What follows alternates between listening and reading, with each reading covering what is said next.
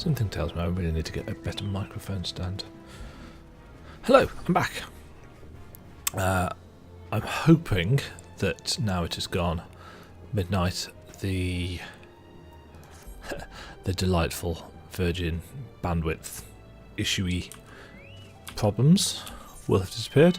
So we are going to continue on with our quest to finish the main scenario. So for those of you just joining us, we're in patch 4.06, I think it is, something like that. But we are playing the A Realm Reborn content. So I'm going back and I'm looking at the story. I'm reminding myself of things that I'd forgotten, because it's been 4 years or so since I played this content.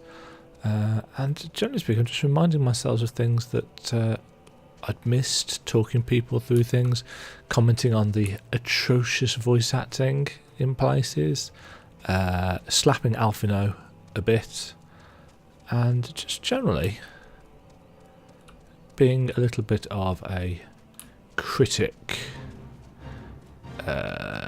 We need to get into the corner. Bugger off, Morble. Nobody likes you.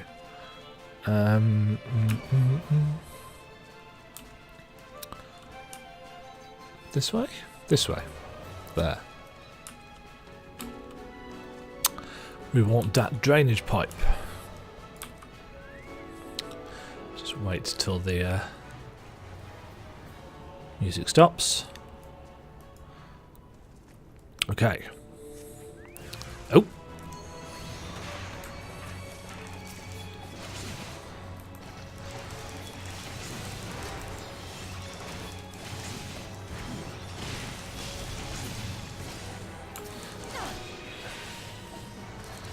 The Total Eclipse doesn't exactly do a whole lot of damage, but it does some, which is more than what Paladins had before.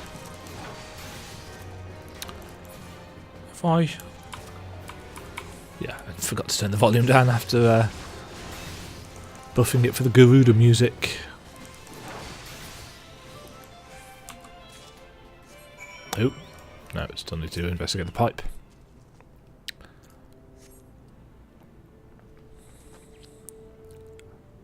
The faint sound of conversation echoes down the pipe.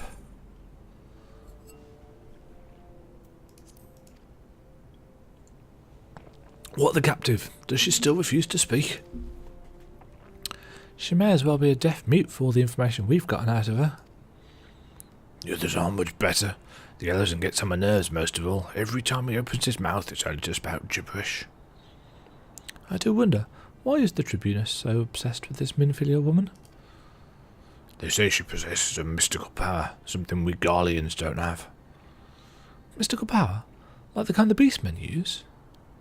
How am I supposed to bloody know? If you're so curious, why don't you ask the Tribunus yourself? As well try to tumble her. I like my head where it is, thank you very much. Our break is over. Best we get back to our stations. I love that when they use the word tumble. They're talking about having sex. The footfalls grow fainter until all is silent. So we just so happen to have handily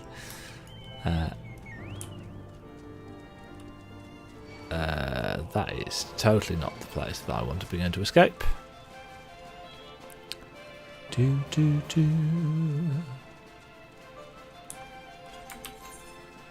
Bum bum bum. I remembered something earlier after I'd logged off. Actually, I was thinking about the hunting log, and it used to be that obviously it only goes from level 1 to level 50. So you ideally wanted to do it all before you hit level 50. Ha! Got stuck on a rock. But of course, it doesn't stop. Your level doesn't stop at level 50 now, does it? So you can technically do it and still get a chunk of XP. Even if you are above level 50. And I completely hadn't thought of that before. It's also worth noting actually that the hunting log is only for these classes. It's not actually jobs, it's classes. So although we are a paladin, we still count as being a gladiator in terms of experience. The newer jobs, Red Mage, Samurai, Ninja actually does get one. But Red Mage, Samurai, Dark Knights, Astrologian, they don't. Machinist, they don't get one. It is good to see you again. I'm given to understand that you've conducted some reconnaissance. Tell me, what were you able to learn? That you're annoying. Oh no, wait, we've known that for a while. So, Minophilia and the others are indeed at Castrum Sentry. Their presence thus confirmed, we may proceed with the mission. While you were afield, Sid took the liberty of devising a plan of action. Pray, have the details from him. Good work, Demajen. As Alphinaud's already told you, we've plotted out a course for the rescue. The gist of it is unchanged. We disguise ourselves as Imperial soldiers and infiltrate the stronghold. Glamour is looking into ways to procure a suit of Magitech armour. In the meantime, I need your assistance for some preparation of my own. Minophilia and the others are counting on us. Let's not keep them waiting any longer than necessary. Right, and if I remember correctly, yes, there are a couple of story quests to do. They don't do this very often after The Realm Reborn. We get the Imperial Salute emote for this, and we also get a piece of caster or ranged gear, apart from Rogue Ninja. That used to be, as I think I've said in the past, that used to be the Alagon pieces. Clean the wax out of your ears now, because there's something I want you to do by way of preparation. The plan's to have you enter Castrum Sentry all decked out in Imperial duds, but a disguise is more than just the clothes you're wearing. You also got to act the parts. At the very least, you need to know how to perform a convincing Imperial salute. First impressions are everything, as they say. I could teach you the salute myself, of course, but it's best you learned it from the experts. So get yourself near as you dare to Castrum Sentry and watch the Imperials do what they do. So we're going to go back out that way and we're going to watch some people salute. The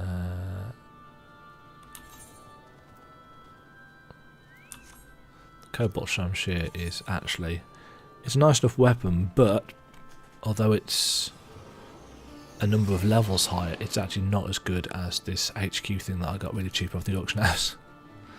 So we'll take the gold pieces for that. Sid requires your assistance. While Glamont goes about devising his plan, we need to see to some preparation of our own. It wouldn't do if the Imperials were to discover that they're short on armour. To prevent this from happening, I'm going to put together a makeshift communications jamming device.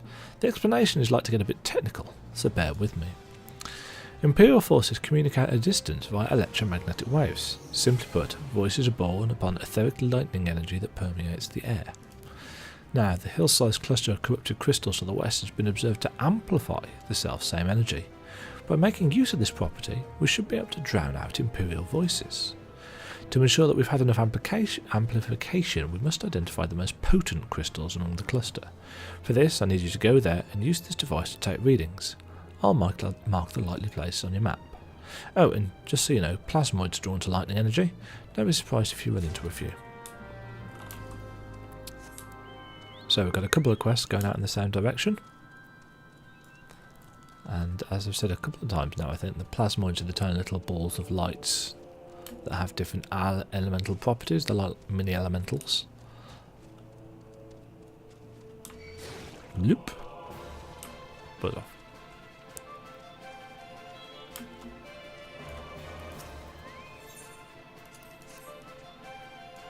Don't know whether that's actually still going to aggro us from there. No. Just out of range. Ooh, I've forgotten to put Sword Oath on.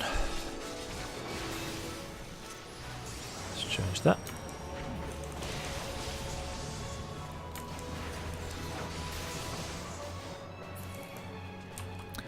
Alright, that's one. And we want to go up here if I remember correctly. Yes.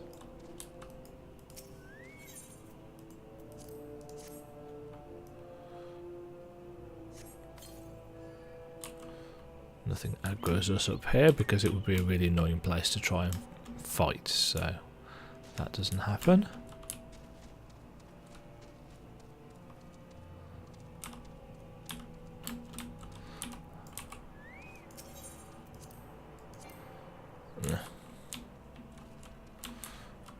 aggro this frog, so we may as well preemptively start the fight. Do do do do do. Right. Should just use it from the.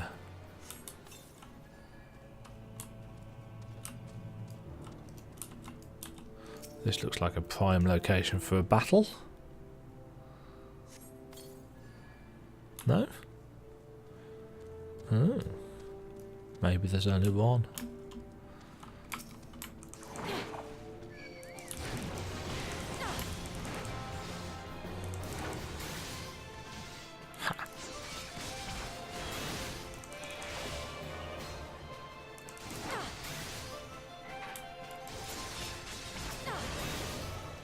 This also looks like prime real estate for a battle.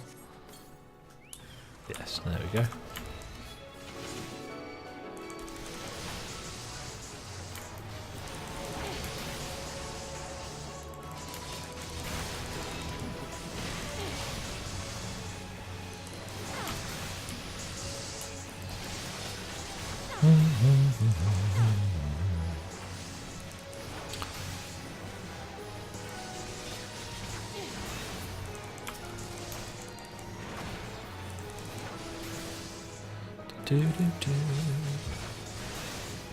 Ooh, almost level 47.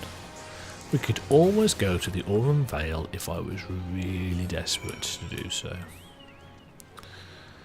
Okay, so we've done the first bit. And now we need to continue over to spy on some Garleans.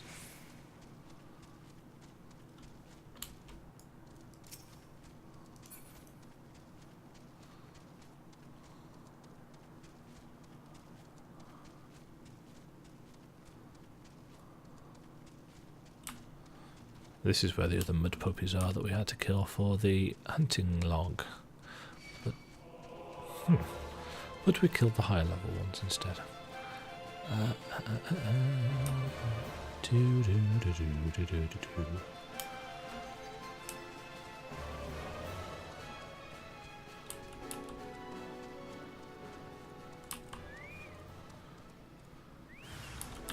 Watch out, a hostile presence.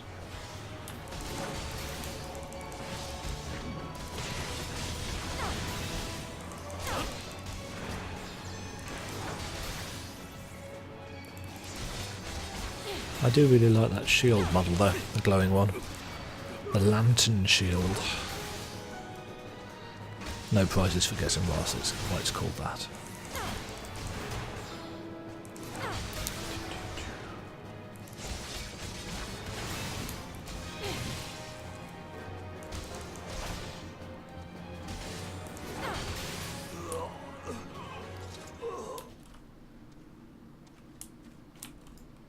That bugged out. Let us spy.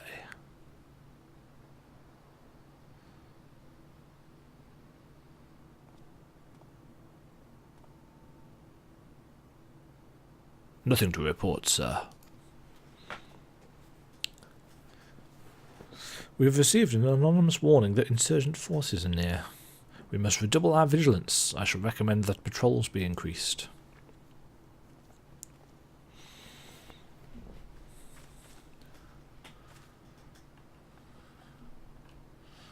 Yeah, got it.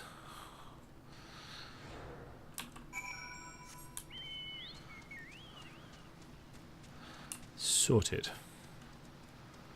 Back we go.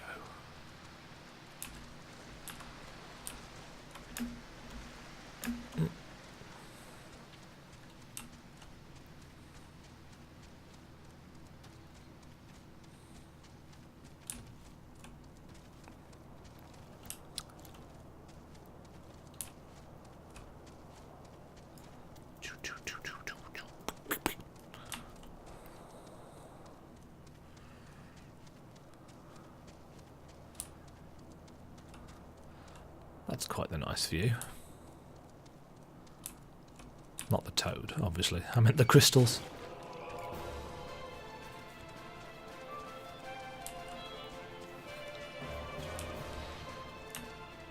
It is quite interesting looking at Revenant's Toll as it is now, because if you were actually playing through the game at the time, it started off as a fairly scrappy camp and then transformed into something much bigger as time went on. Every patch or major patch they released a little bit more of it.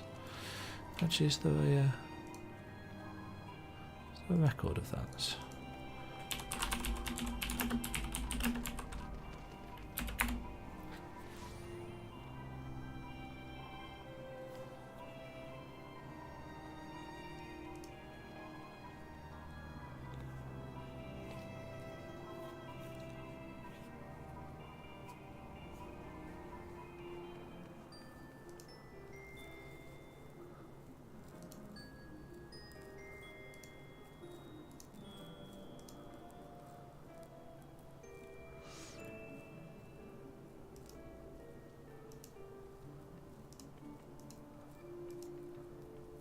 Yeah, there's a lot more purple back in the day. I'm going to have to see if I can find a video on that and watch it again. And I'll link that through at some point. Right, Glamont. So, did you manage to learn the Imperial Salute? No. Best you don't demonstrate. I'm liable to fly into a rage and crack skulls. I'll just take your word for it.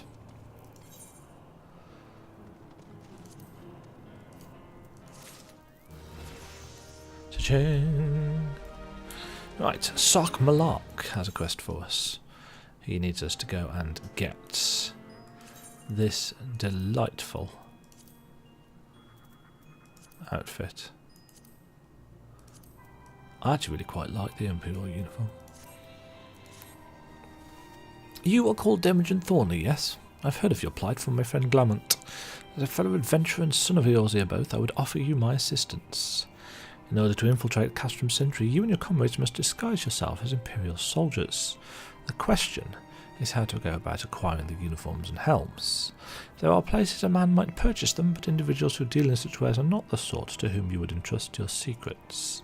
It would be more prudent, I believe, to procure what you need via traditional methods from the bodies of their recently deceased owners. The fortified area before Castrum Sentry never lacks for Imperial patrols. It ought not take long to obtain 3 sets of gear, one for each member of the infiltration team, Biggs, Wedge, and yourself. When you have what you need, please return here and allow me to inspect the spoils. And we will hand this quest into Sid while we are here. You have the readings? Excellent. Here, let me see the numbers. Yes, 4 of these crystals should suit our purposes, though I pray that we won't have need of their power. My thanks. I don't think there's another... No, so we're going to go back again and beat up some more Imperials.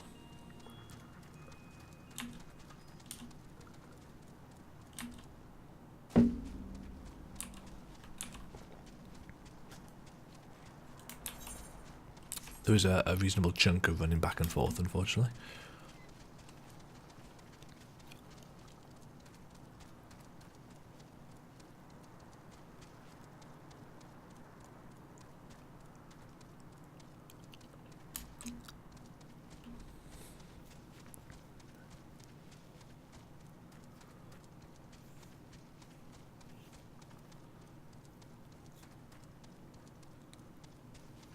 Don't know what's happened to the music.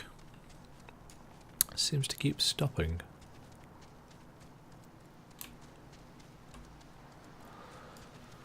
Okay, so we need to kill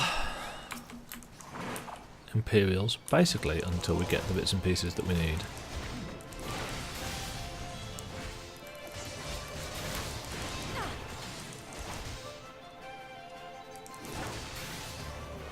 One thing that I do like about FF11, FF11? Yeah, FF14, and actually I suppose FF11 did this as well, in terms of game systems, is the fact that you don't need to loot enemies. Everything automatically goes into your inventory. It does make inventory management a little bit more annoying at times once your inventory is full.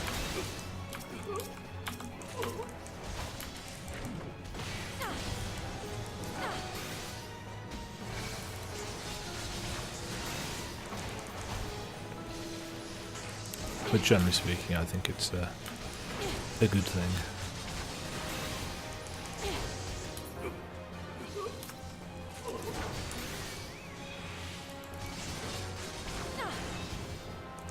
Yeah, we basically keep on killing Imperials until we've got 3 helms, 3 uniforms.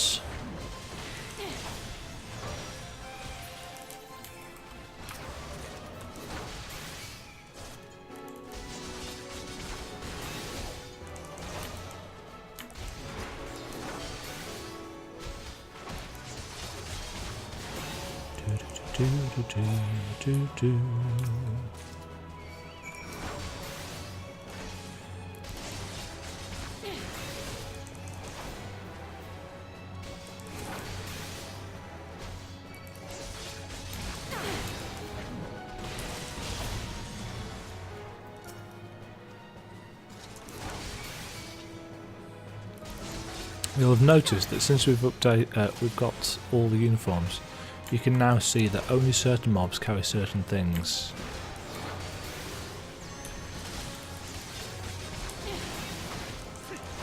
You can't tell that until you do it. There we go. All the helms.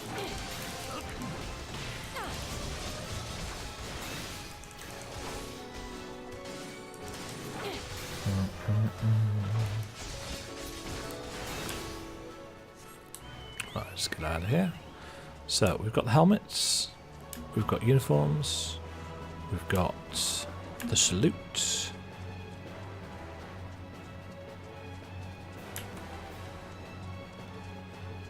Getting there.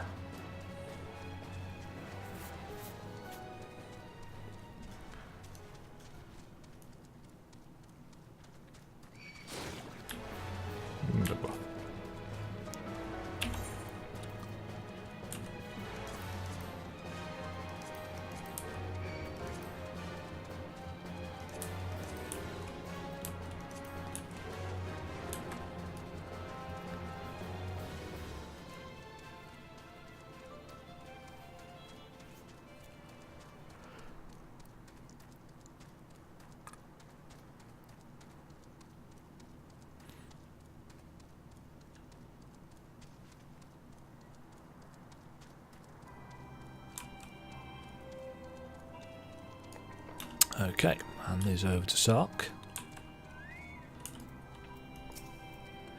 Were you able to obtain 3 sets of Imperial equipment? Damaged, as I'd suspected. In their present condition, I fear these uniforms and helms are like to draw suspicion. They must be repaired, if only superficially. Fortunately, I have some skilled artisans among my acquaintances. Please take the uniforms to the Weavers Guild in Uldar and the helms to the Armourers Guild in Limsa. I will send word so that both places know to expect you. Rest assured, your mission will be kept in the utmost confidence.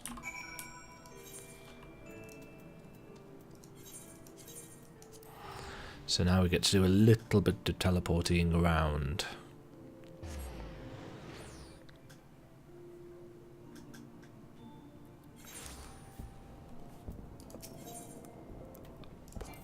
Oops. Where was it? Weaver's Guild, yeah.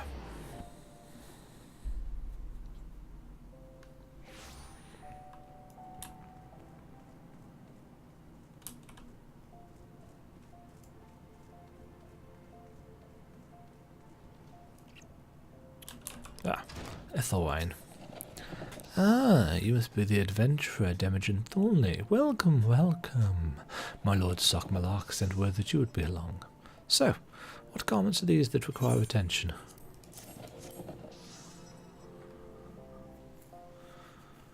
Oh, my, well, I'm certain you have your reasons and I shan't question them, nor do you need fear that I will spread gossip.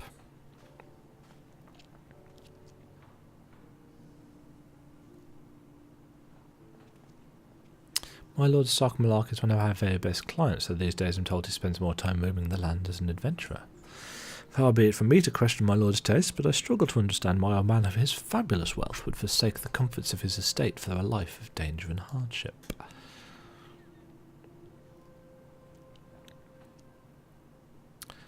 And the repairs are done. I was instructed to prioritise swiftness, and so I did. While I can't vouch for the protective capacity of the garments, they certainly look the part, even if I do say so myself. Payment? Oh, never mind that. Sending my regards to my Lord Sark Malak will be payment enough. So, whilst Sark may look like an adventurer and claim to be an adventurer, he is actually kind of stinking rich.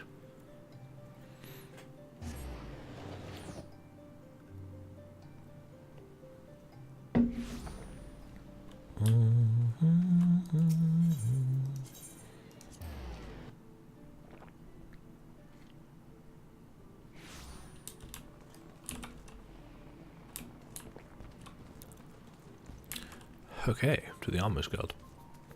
You'll notice the Moonfire Fair has started.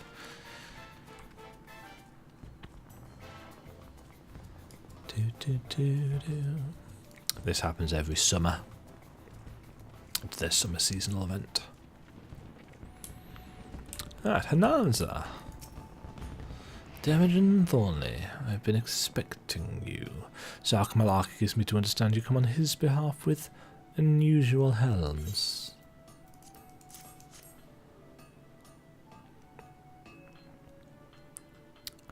Yes, very unusual indeed, though no more outlandish in order than I've come to expect from the merchant prince turned adventurer.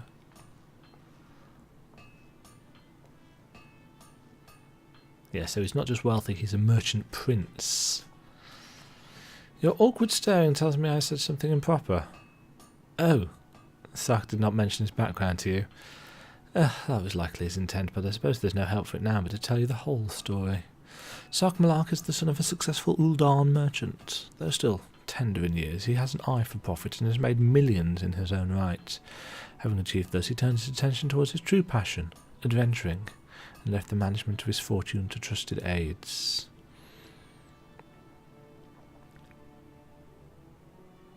The helms are ready. With a little more time I could have achieved a far higher quality finish, but I was given to understand that you are in some haste. These should serve your needs well enough. Lest you wonder about payment, Sark Malak has already settled the bill. Do pass along my regards when next you see him. Yes, everybody wants a piece of that Sark Malak action.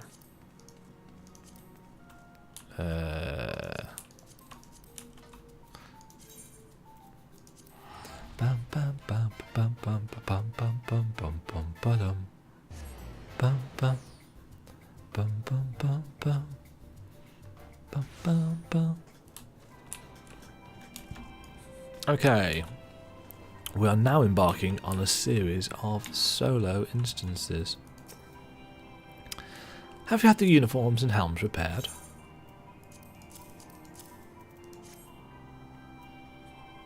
Yes, these will both serve beautifully. Both Ethelwine and Lanza never fail to impress. The quality of these repairs would fool even a legatus. Thus equipped, you should not have any trouble blending in amongst the Imperial forces. Lest you fear that the Garleans might detect your foreignness. Foreigners in fact form the greater part of the Garlean invasion force in Eorzea. You see, when the Empire subjugates new territory, it assimilates the people of that land into its armed forces. In turn, these conscripted forces are sent to subjugate faraway lands.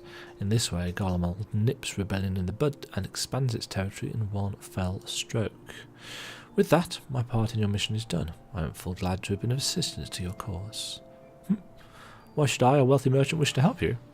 I know not where you heard such a tale, but believe me when I say that I am but another humble adventurer, one who desires only to act in the best interests of the realm. Yes. Obviously the Empire in pretty much all Final Fantasy games are based reasonably heavily on the Roman Empire, the ideas of imperialism, but specifically the way that the Romans would subjugate the people of any lands that they conquered and then assimilate them into their military forces and then send them out further. We will be revisiting, assuming I do it again, the idea of imperial subjugation if and when we do a a narrated or talked walkthrough of the Stormblood content, because of course in that content we go to Doma and we go to Alamigo and we see firsthand the after effects of that subjugation and how it breaks the will of the people. Right, Glaurant. Glaurant's finally devised a plan to appropriate a suit of Magitech armour. Good work getting them Imperial duds. You'll be pleased to hear I ain't been idle myself. It took me long enough, but I finally hatched a plan to get us a suit of Magitech armour. Now, from what I've seen, Castrum Sentry deploys a Reaper for most of its patrols. Trouble is, the patrols themselves are irregular, meaning random routes and random deployments, and hardly any of them come anywhere near Revenant's Toll. So, hoping to coax the Imperials out of their shells, I took the liberty of feeding them a bit of the old false intelligence. Told them insurgents had designs on their stronghold. Taken far from the truth, now I come to think of it. Anyway, we should start seeing more patrols than we have up until now. What you need to do is approach one of these patrols, dressed up in your shiny tin suit, and alert him to the enemy's presence. Having done that, you want to lure them as near to Revenant's Toll as you can. Like as not, though, they'll be wary of venturing far from their own walls. If they do need a bit of extra encouragement, use this smoke signal here. Filch fresh from an Imperial scout. They'll come running when they see that, and when the cavalry arrives, you hit them hard and make off with a Reaper. Simple as that. If I ain't mistaken, there's a patrol sweeping the perimeter right now, so run along, eh? Oh, and don't forget to salute.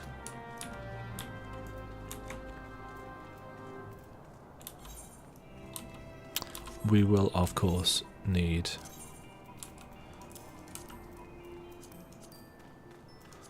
to be wearing our fancy Imperial duds for this.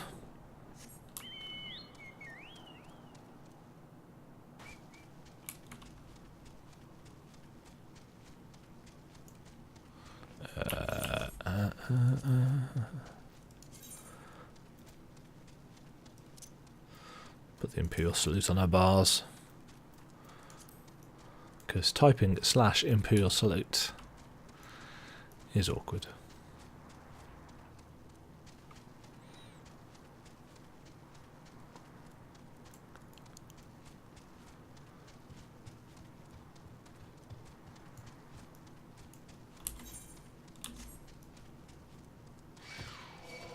Oh, bugger off, mud puppies.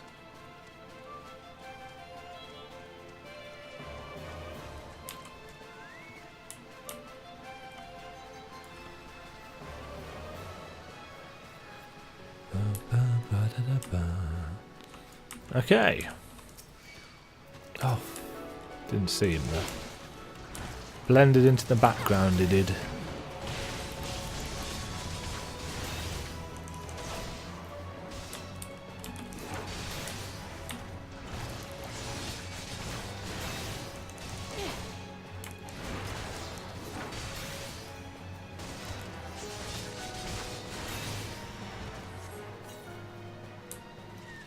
Right, let's try this again.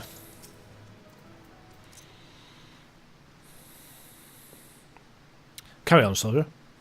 Insurgents gathering through the east, you say?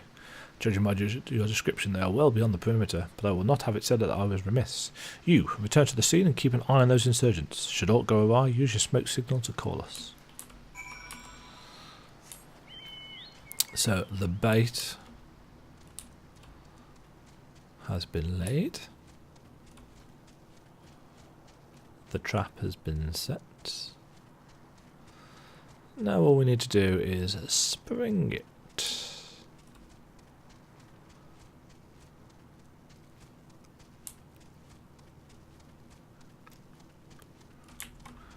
Where do we actually fight this? Oh yes, we fight them right next to the crystal, so that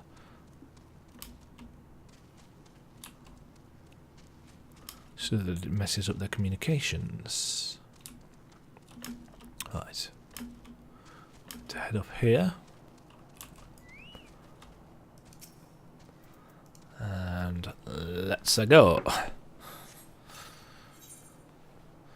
If your level is above 50, it will be synced.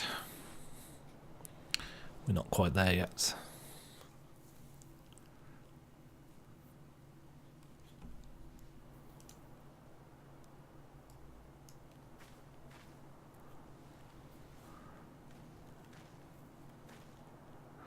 I hope you don't mind my joining. Seeing as we're seizing advanced weaponry, I thought it best to be on hand. Ah, there she is.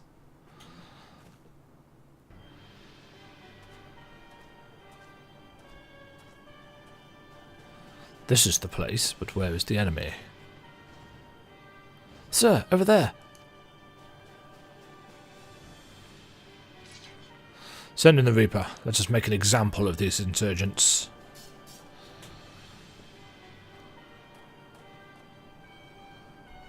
Dun, dun, dun, dun, dun, dun, dun.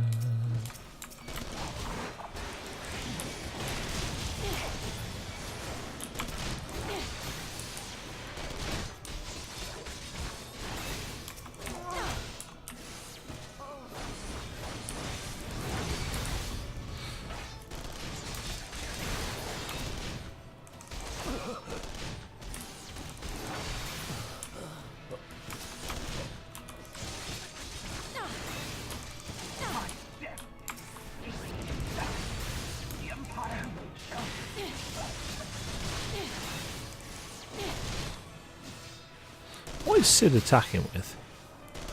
Is he eating with a... Uh-oh, a Medicus.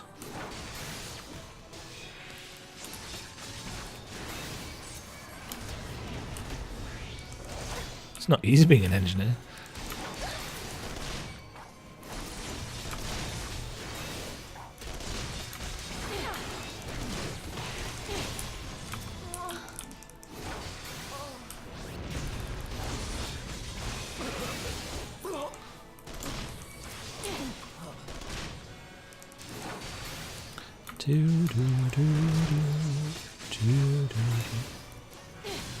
No overclocking for you.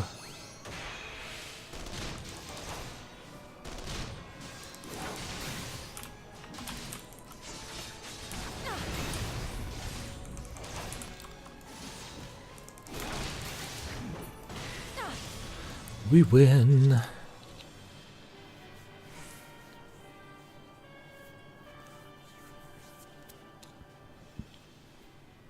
Look what we got there.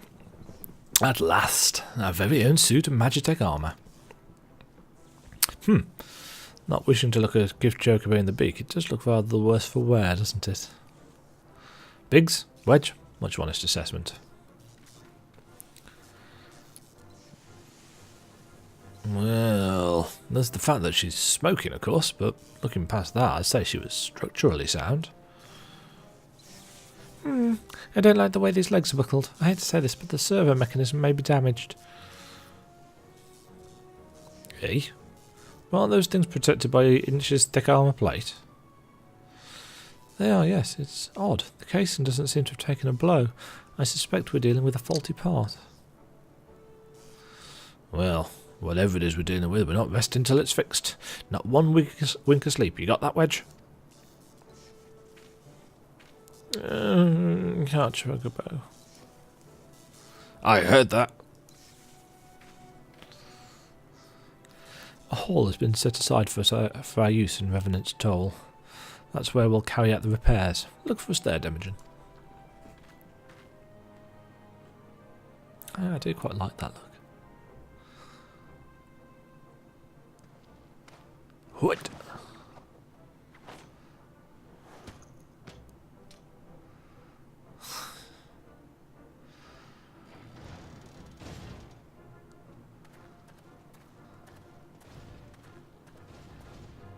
Aw, it's limping.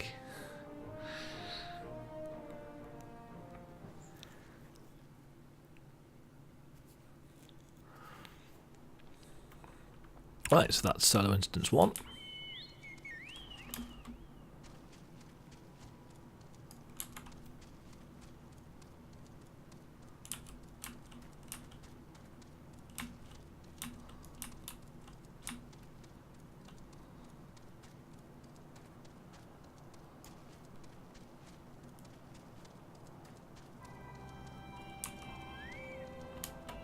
Right, for this portion, this is the hall that's been put aside. In order to enter it, you need to talk to Ffxiv. The Magitech armour, Sid and the others took it inside. Go on in and join them.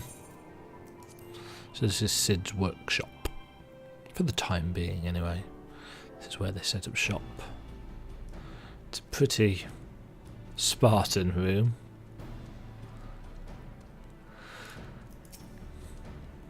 We've now had time to take a closer look at the Reaper. Our preliminary diagnosis was correct. She's structurally sound, but her servo mechanism is faulty.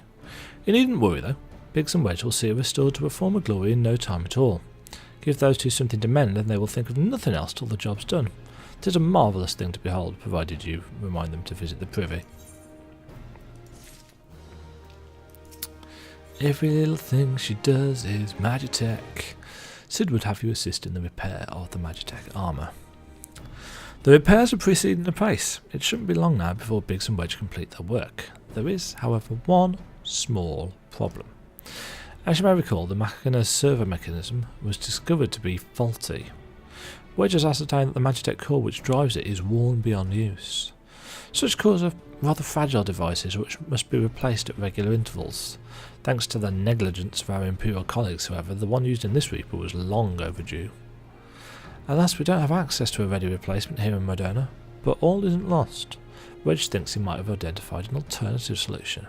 Go and see him, would you? He'll explain the details to you. Go and see him. He's here. He's right here.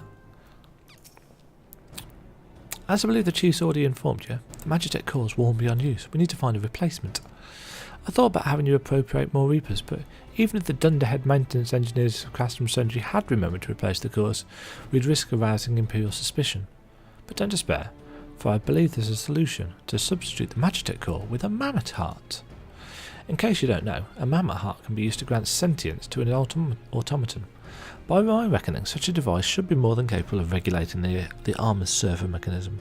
We just need to make some minor modifications to the housing unit. I've already placed an order for a first-rate mammoth heart with the Goldsmith Guild. All that remains is for someone to go to Uldar and collect it. Oh, and to pay for it. Did I mention how much they cost? No? Well, typically they cost something in the order of... I hope you don't mind footing the bill. It's for a good cause.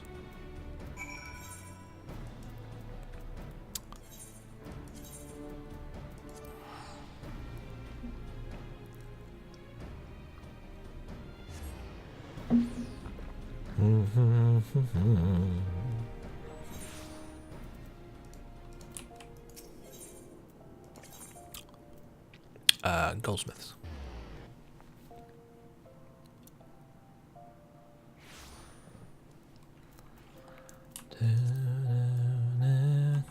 In case you were wondering, that is a mammoth.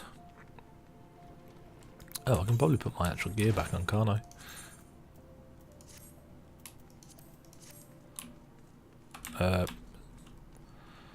Serendipity. Hello there. Come to collect the mammoth heart, you say? Then you must be here on behalf of Garland Ironworks. I've taken the liberty of picking the finest example we have, a heart fit for a prince amongst mammoths. Payments? Oh, that won't be necessary. The heart is for Master Alphina's personal use, after all. He notified us a short while ago that his servant would be coming to collect it. Servant? Servant? Oh, I'm going to slap him. Tender in years though he may be, Master Alphina has been a benefactor of ours since my predecessor's time. The Goldsmith Guild wouldn't dream of charging him. But here is the mammoth heart. May it serve you well. Oh, and please do pass on my compliments to your master. Ooh. Slap the little bitch. Servant indeed.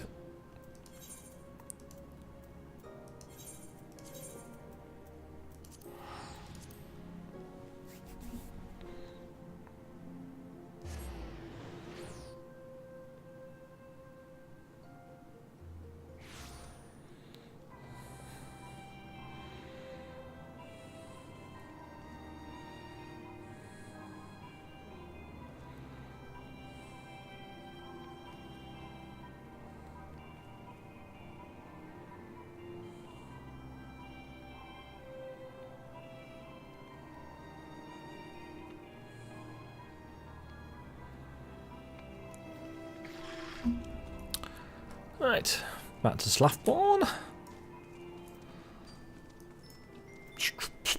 Servant indeed. Want to go in? Hardly needs saying, but try not to be seen.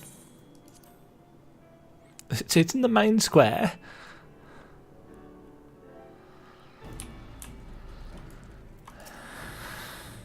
Do you have the mammoth heart? I can't wait to see if it works.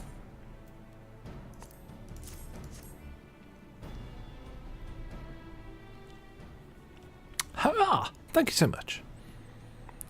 But this is magnificent. It must have cost an emperor's ransom. Free of charge? Courtesy of Alphino? Coming from an influential family certainly has its advantages. But without further ado, let's give it a try. I've already modified the housing unit, so it should slot right in.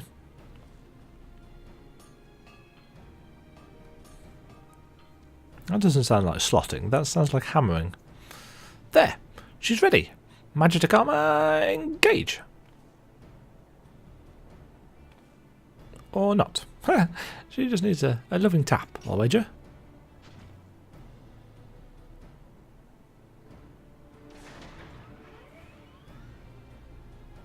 There we go. Hey! Yes! She's alive! Let's take her outside and put her through her paces. Demajen, would you care to do the honours?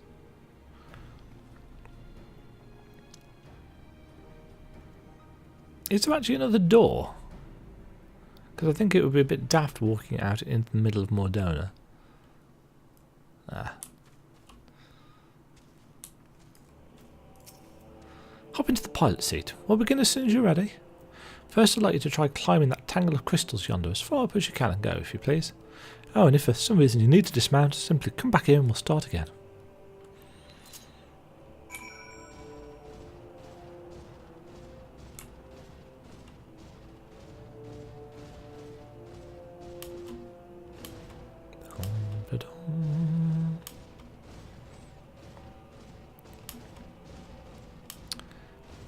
Ta-da! No anomalous movements evident from either leg. Good. Next, jump back down and then sprint north, quick as you can.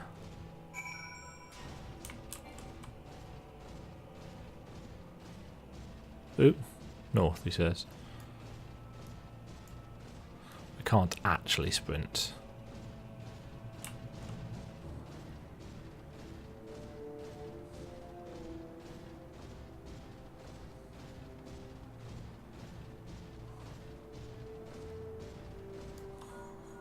Leg joints absorbing all impact without incident. Excellent. Please make your way back.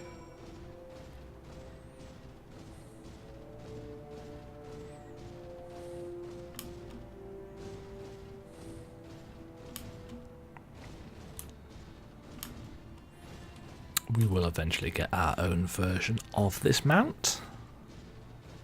But for now, the torso remains stable during vigorous motion. Excellent. And that concludes our test. Thank you for your cooperation. Here's a summary of my findings. The drivetrain is in sound condition. With some fine-tuning we can expect a noticeable improvement in performance. As for the servo mechanism, I'm afraid it's not nearly as responsive as it should be, and I'm at a loss to explain why. The mammoth heart is in pristine condition and should be installed correctly. Perhaps its inner workings are simply too different to operate harmoniously with the armor's other mechanisms. Whereas Magitech cores serve only to conduct impulses, mammoth hearts enable automata to process the information collected by their senses as feelings! Maybe she just doesn't feel like part of the team, in which case we should all do our best to make her feel welcome.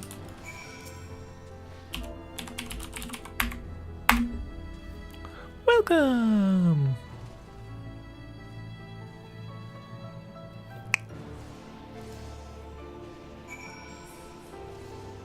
Right.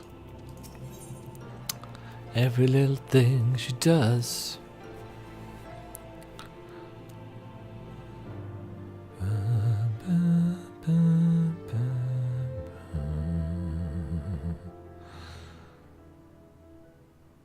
Daft as it felt, I gave it my best. I welcomed myself to a bloody standstill. What were you expecting it to do anyways? Bob us a courtesy?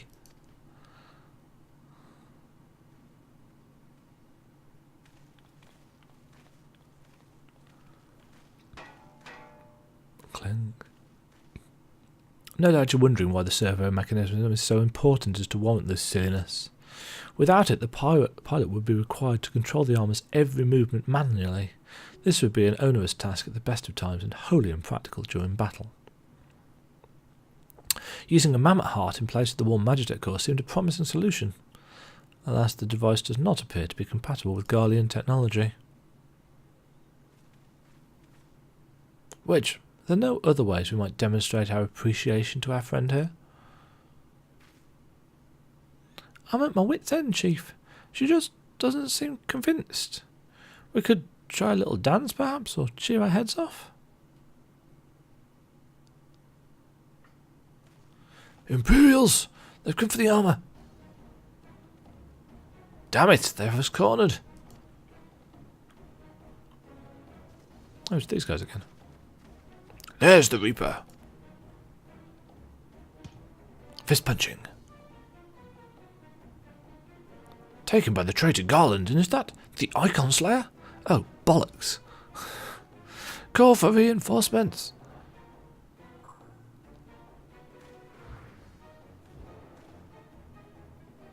The hells you will.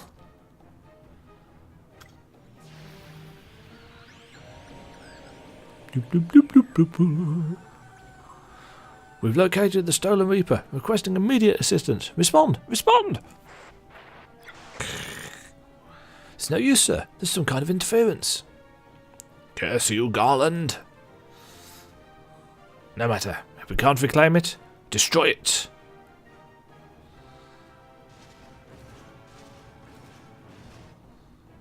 Bloody hells. Demajen, protect the armour at all costs.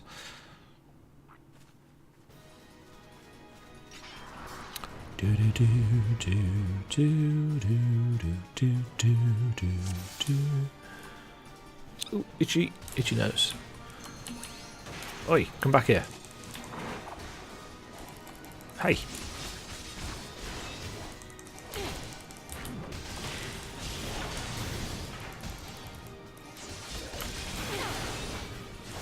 I said...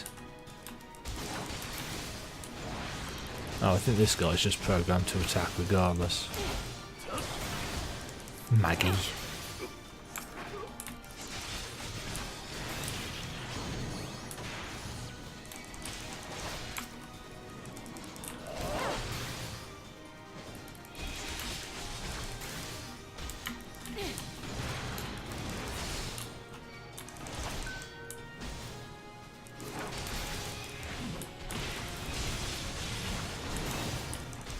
Come on, hit me.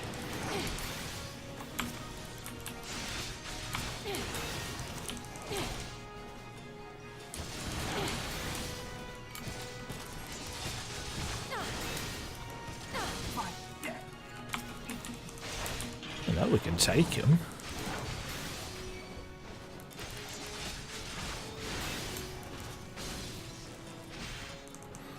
Why is Biggs just standing back there? That's not helpful, Biggs.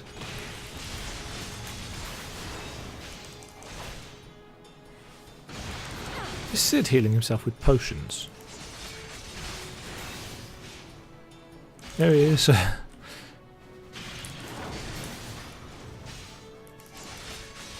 Must be nice having that kind of cooldown. There we go. Duty complete.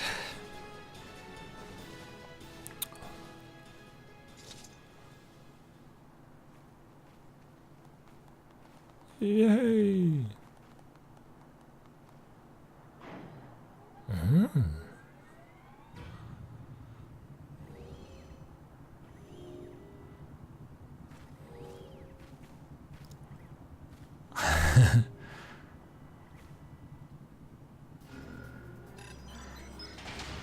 That's some low-res lighting. She's alive! Chief, look! She moved! Ah, now she deigns to grace us with her presence. Took us a good while, but we're finally ready. It's time to infiltrate Castrum Sentry and rescue our comrades.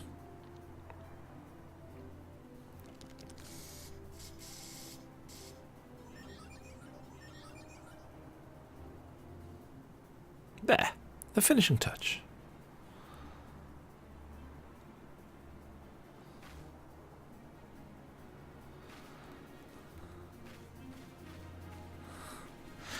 The Garland Ironworks symbol might be a little conspicuous since we're, infiltrating an Imperial castrum. Don't think Wedge thought that through. I don't think Wedge thinks anything through. I think Wedge is probably a little bit of a dumbass.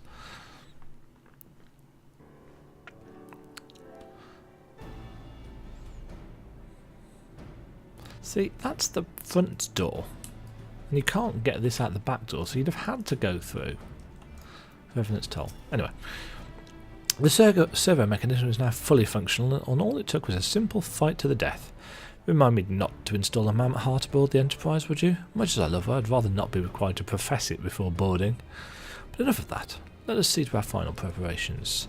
Thanks to Biggs and Wedge, the Reaper is as good as new. We're as prepared as we're likely to get.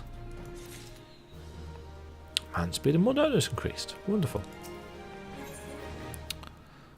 Right.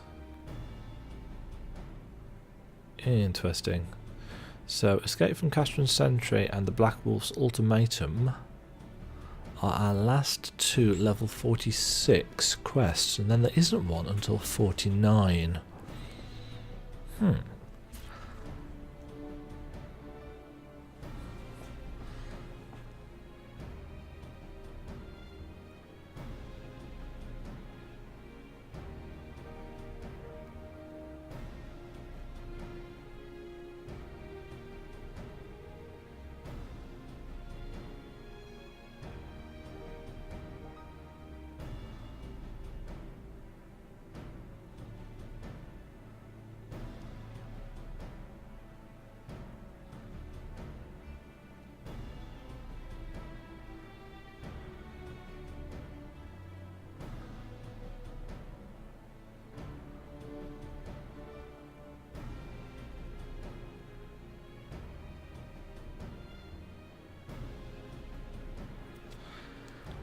Sid waits confirmation of your readiness to undertake the rescue mission. I am now ready, Sid. How go your preparations, Demajen? We leave as soon as you're ready. Glamont, you came. Glamont, even. Aye, that'll give you all a roaring send-off. 'Tis the least I can do for the fine men and women what are about to make my lifelong wish come true. Well, we'll do our best. It occurs to me, for all the help you've afforded us, we know little and less about you. What did the Empire do to earn your ire? Ah, but I fear I've put curiosity before consideration. I quite understand if you'd rather not relive those memories. No, I don't mind really. Truth be told, a part of me was itching to tell you my tale. Mind you, 'tis hardly novel. I ain't the first to suffer at Imperial hands. Like most folk, I used to have a mother. She was a sweet, caring woman with a smile never far from her face. There was a sister too. Pretty little thing, she was, gentle as a lamb but tough as nails. We were poor folk, living simple lives, but we knew happiness just the same. And then the Imperials came and took it all away. When the Alamigo fell, they put my family in a camp. Being a lad, I was made to do hard labour, while my mother and sister were forced to do far worse. They hid the suffering from me as best they could, but I knew, and the thought of it drove me mad. We had to escape, so I hatched a plan to get us out of the city. We were picking our way around a gorge not far outside the walls when they caught up with us, and rather than allow themselves to be taken again, my mother and sister leapt over the edge before my very eyes. Heartbroken as I was, I didn't put up a fight when the Imperials clapped me in chains and dragged me back. It was some years after that I escaped again, and that time I got away. I swore then I'd get my revenge on the Empire and become an adventurer so as to own my skills and earn the coin I needed. But 2 decades have gone by, and what have I achieved? Bugger all, that's what. Not like you lot. You ain't been here 10 minutes and you've already done more than I've managed in 10 bloody years. You give us too much credit, Glamont. We seek only to rescue our friends. Well, what's more important than that? At any rate, after you've got your friends back, you're planning on going after the Empire, and don't you pretend you ain't. I've helped a few folk take on the Imperials over the years, and every time I have, it's helped stave off my appetite for revenge. Something tells me I won't be going hungry for a while with everything you've got planned. And you are sure that will satisfy you? If you wish to strike back at the Empire with your own hand, you need only say the word. We will be glad to have you with us. Tempting though your offer is, I'm afraid I must decline. I swore I'd get revenge on the Empire, 'tis true, but I've long since realised that the front lines are no place for a man like me. Aye, the Summers would call me craven, but I prefer to think of myself as a realist. My talents lie in scheming, you see, not swordplay. Helping folk like you is how I can make the most difference. But that's quite enough storytelling for one day. Best not keep your friends waiting any longer. I'll be praying for your safety and success. May Ralga give you strength. So, Glamont's an Alamegan, which is why he's so ready to strike back at the Empire. It has been 20 years that they've been under Imperial occupation. Wherever the Empire goes, misery invariably follows in its wake. For the sake of all who call Eorzea home, we must put an end to Gaius' ambitions. But first, we have friends to rescue. Biggs, Wedge and I will lie in wait east of Castrum Sentry, just outside the Stronghold's patrol perimeter. Join us when you're ready. Oh, and don't forget to wear your disguise, or this will be the shortest rescue mission in history.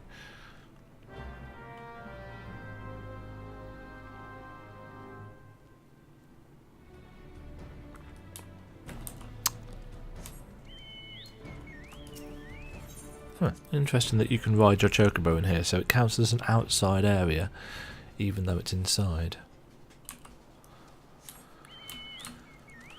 Okie dokie, let's put our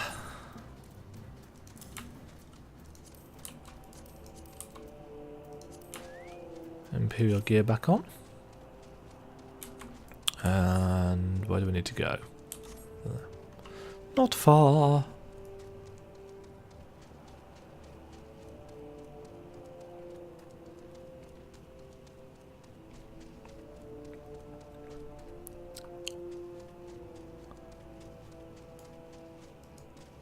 Oh. I'm sure Square Enix put this mud puppy here just to annoy people. It's always here. And there are always NPCs in this particular location.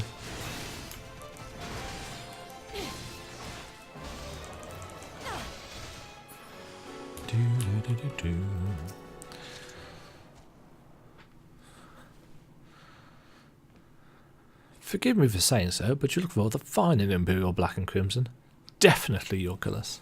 But now it's not the time for jests. It's the horns, isn't it? Let's review the infiltration plan. Castrum Sentry lies just below. A short while ago, an Imperial attack left to do its rounds. Alphino and I will create a diversion out here and keep them occupied for as long as we are able. Meanwhile, the three of you will enter the stronghold, posing as the patrol returning from duty. Should Alphino and I prove less distracting than hoped, I will contact you via Link Pearl. Be ready to beat a hasty retreat.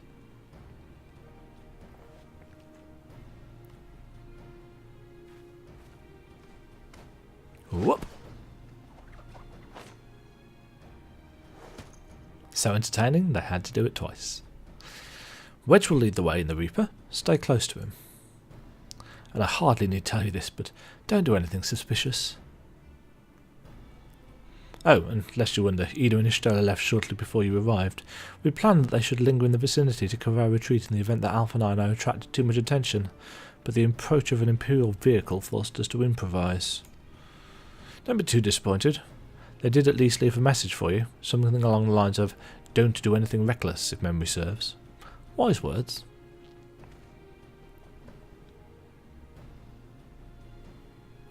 Alright, the Imperial Patrol should be returning any moment now. You'd best be off.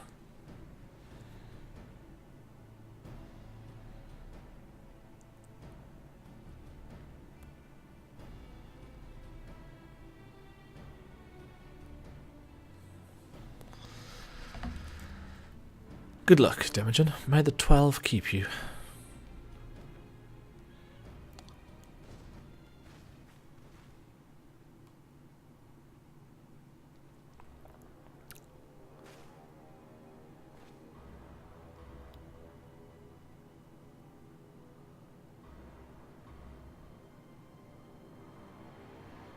This is supposed to be our proper introduction to Castrum Sentry. Obviously, we kind of rode through it earlier.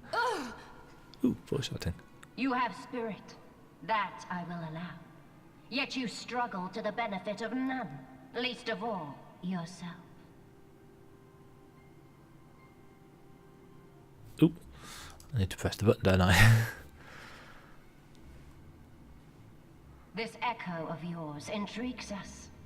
We desire only to understand it, and for that we need your help. You wish to be rid of the icons, do you not? Yes. You would have saved yourself a great deal of torment had you accepted our aid from the beginning.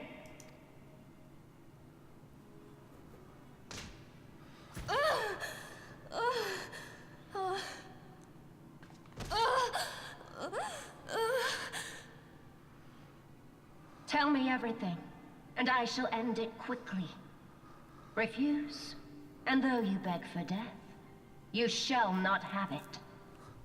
What a bitch. Which will it be? As you wish, my dear Minfilia. Unpleasant though it will be for all concerned, you leave us no choice but to employ more rigorous methods of study. Be so kind as to deliver the prisoners to Castrum Meridianum. Yes, milady.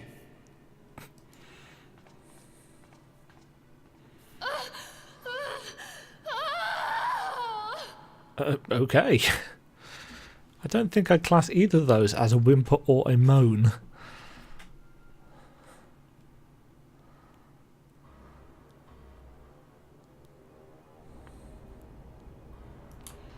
Okay, so this is an instanced version of the Castrum, and we are going to go around and salute some people. The courier, first of all. Oh, my apologies, I didn't notice you there, so engrossed was I in my task. You be engrossed too, had the Tribunus commanded you to arrange for the prisoners to be transported. What prisoners do I speak of? You mean you haven't heard? Only the infamous Scions of the Seventh Dawn captured by the Tribunus herself. If you don't believe me, have a look in the storage tower when next you pass that way.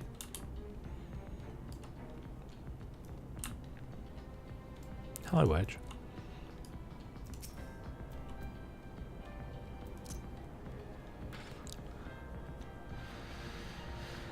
That's a fine salute.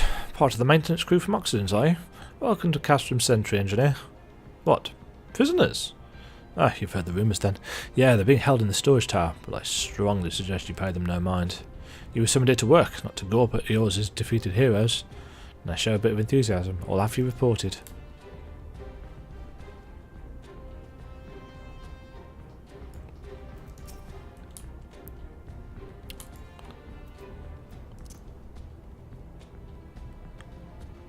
Huh? Greetings, comrade. Forgive me for asking, but you haven't visited the storage tower recently, have you? I only asked because I dropped something in there, and oh my feeling, I've fallen for one of the prisoners, alright. I dare say you know the one I mean, eh? The svelte blonde. Goodness no. It's the Lalafelin lass I'm smitten with. She's so adorable, it hurts. I want to sweep up into my arm and squeeze her till my arms ache. What do you reckon it'd take to convince the Centurion to lend me the key so I can see her? Yeah, this guy's fallen in love with Tataru. The dumbass. Mind you, who doesn't love Tataru? She's adorable. So yeah, so it's not Minfilia, the svelte blonde, it's Tataru. Centurion? What's this? You need access to the storage tower. What business have you there?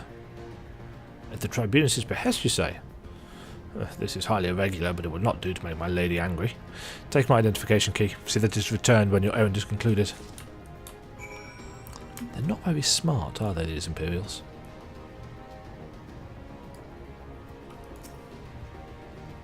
Security's tight, just as we expected. We're going to need a special key if we want to get past this bulkhead.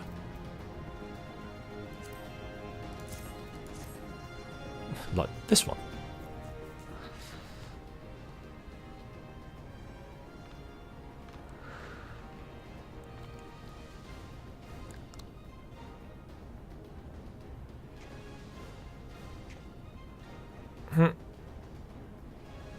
That is the least observant bunch of Imperials you've ever seen.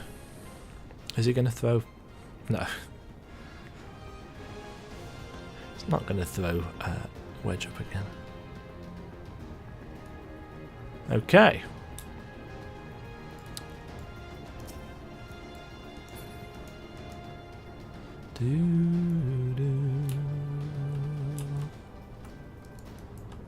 Here we go.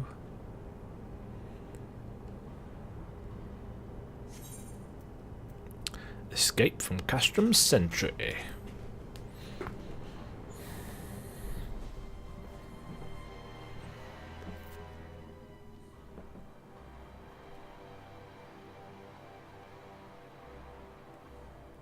No. Hey, there's Tatooine. Minfilia and the rest. Thank goodness they're safe. I'm the one you want. Leave the others be. If you harm my friends, I swear I shall take my own life, and you shall you shall answer to your mistress. Huh.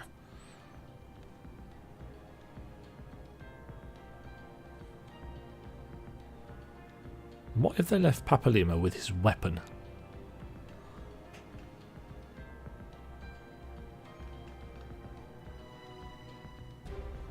Gasp. Tataru, we must do something. We risk letting the entire Castrum know we're here. Yeah, whatever. Aye, you're right. We may not get a better chance.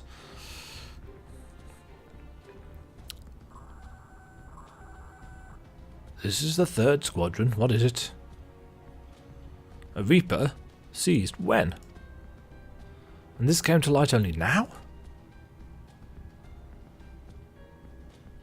The culprits will have left a trail. Take as many men as you need and scour the area. I want that Reaper found. Now's our chance.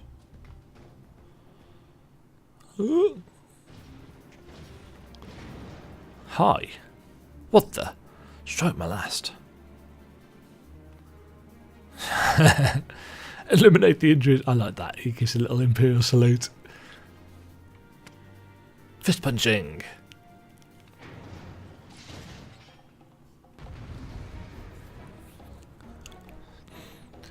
Dun, dun.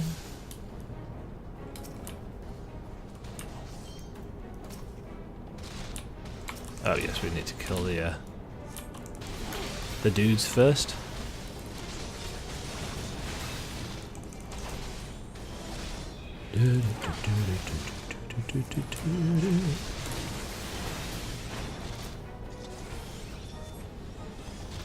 Right, let's get Papalima out first because he can do some deeps.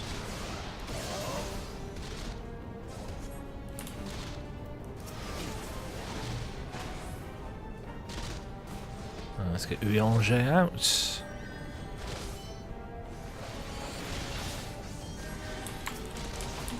And let's...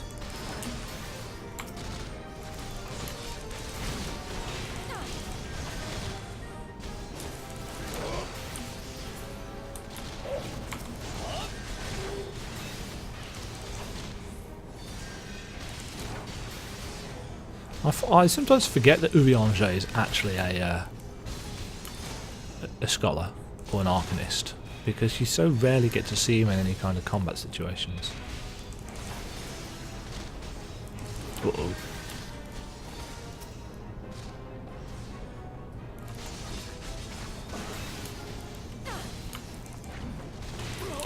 No medicus for you.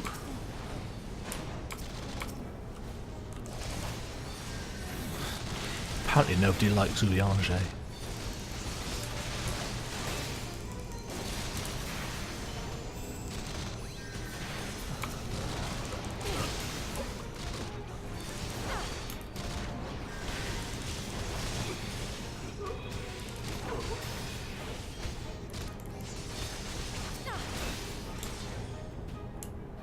What was Ffxiv summoning then? Weirdo.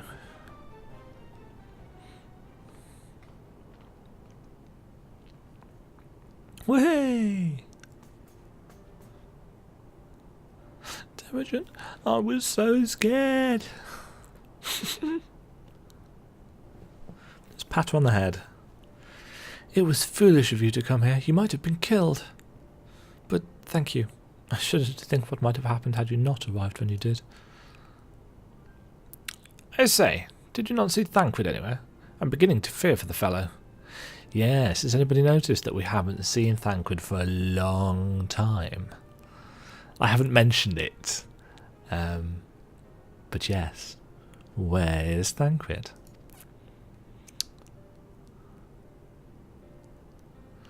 To linger here shall yield us no answers. Let us away ere the window to our liberty closes shut. In other words, let's get the hell out of Dodge. What did you say? Escaped?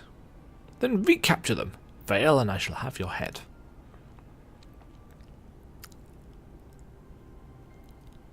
And what have we here? Ishtola.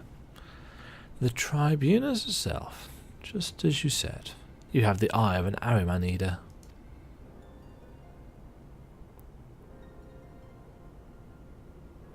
Well, she's kind of hard to miss in that showy armour of hers. Cursed science. How did you slip our defences? With unexpected ease, if truth be told. There chanced to be a commotion outside the Castrum's walls which allowed us to avail ourselves of the comforts of your vehicle. Istola's just been polite. That was one of the most uncomfortable things I've ever stowed away in it. It's no wonder it's called the Phantom Train. No passenger will be seen dead on it.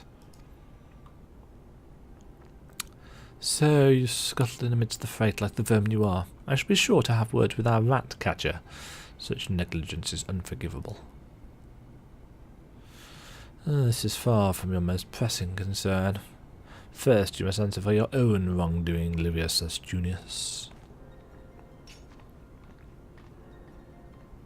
'Twas you who led the raid on the Waking Sands. You who butchered unarmoured men and women for the crime of being unworthy of capture. You killed our friends! We'll never forgive you.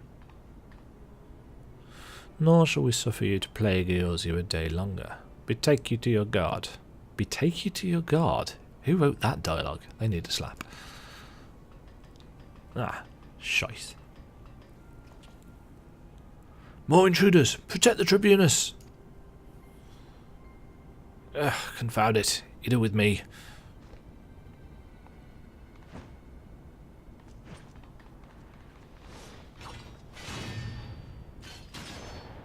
That's cheating.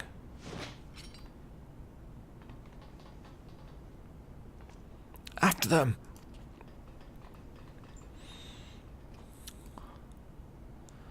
Where is His Excellency? In the hangar, my lady, in discussion with our guest. Alert him at once. Yes, my lady.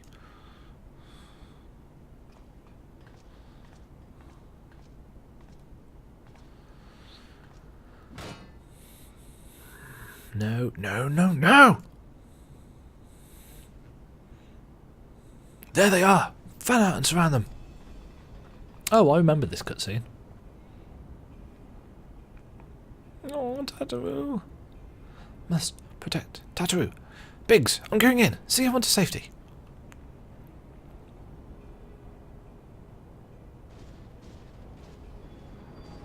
No, Edge, don't do it.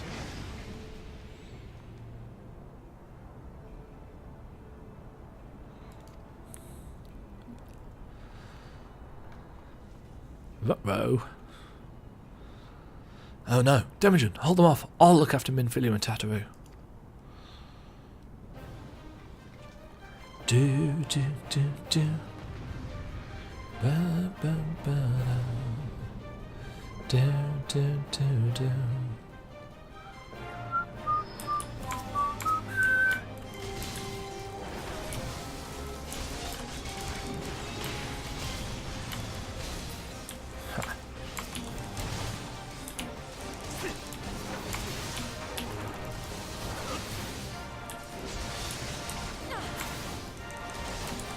No hoplomaching for you. Oh, yes, of course, it's got a shield generator thing on it, hasn't it? and I can't remember where it is.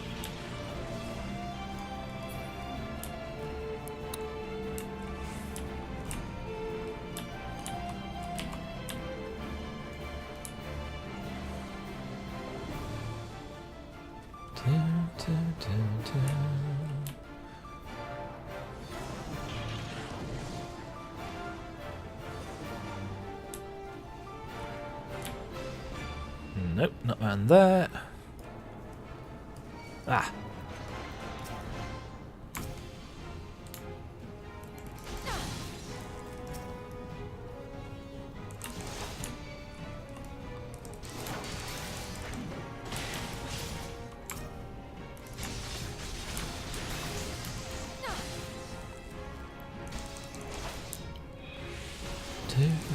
Ooh.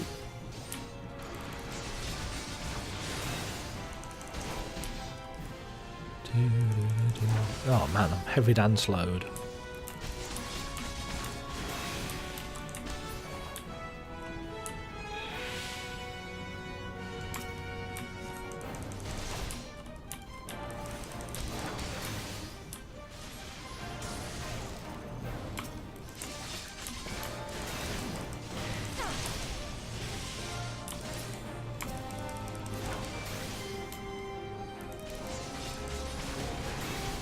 Ouch.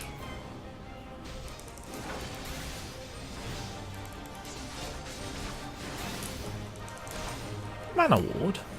That's cheating.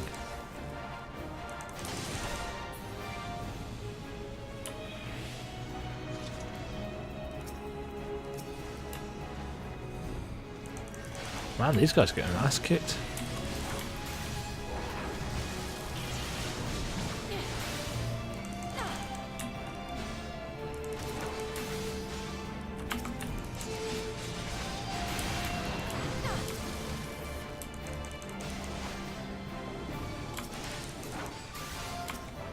Why is that still invulnerable?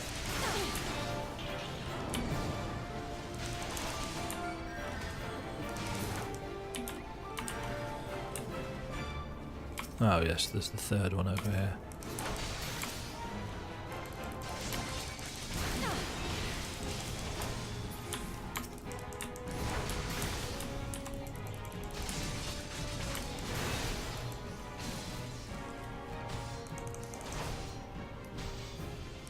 That's why they were getting their asses kicked, because it wasn't the same one as earlier.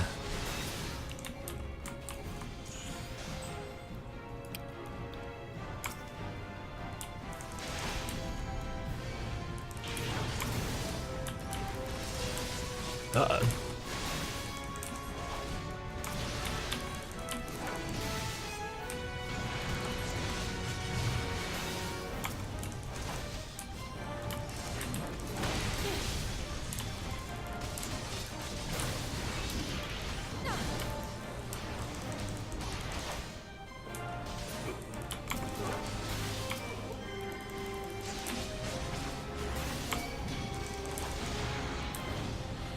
I shall tank all the things.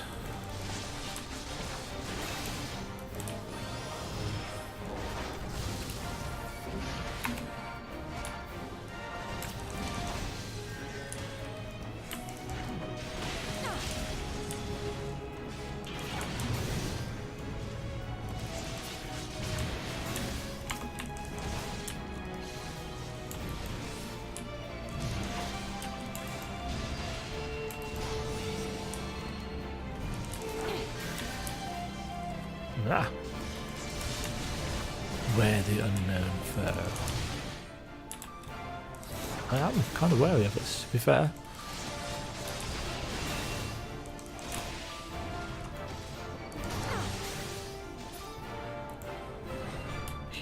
Anyway. Indeed. Duty complete, and now for a cutscene.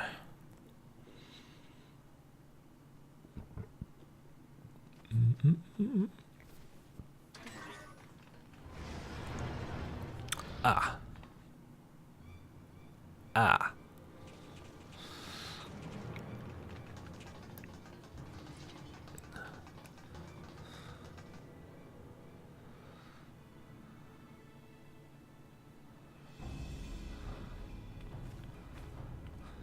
Take the leader, kill the rest.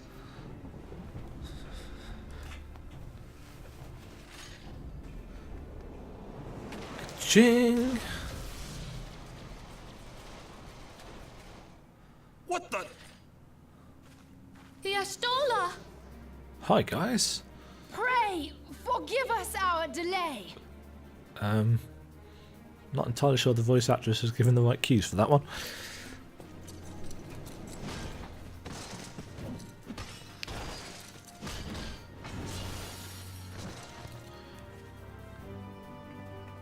Popolino, Minfilia. Ida!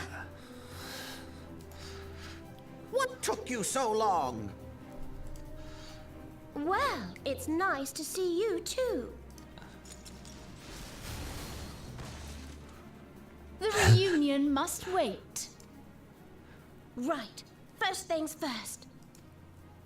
Yes, let's get back to being heavily outnumbered.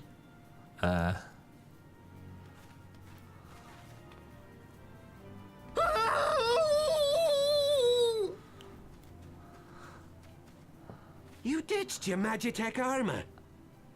Fool of a Lalafell! What is being so Irish? Well, excuse me. She's all yours if you think you can do any better. Oh, and yes, Wedge has got the deeper voice, hasn't he?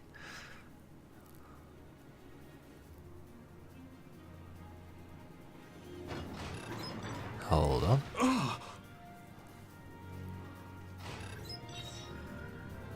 Help! Help, please! But there's no one in there. Ah. But there is. This is Sid. Can you hear me? No. I need you to count to 5, then jump. Understood? Yeah. Guess so. 1, 2, 3. 4.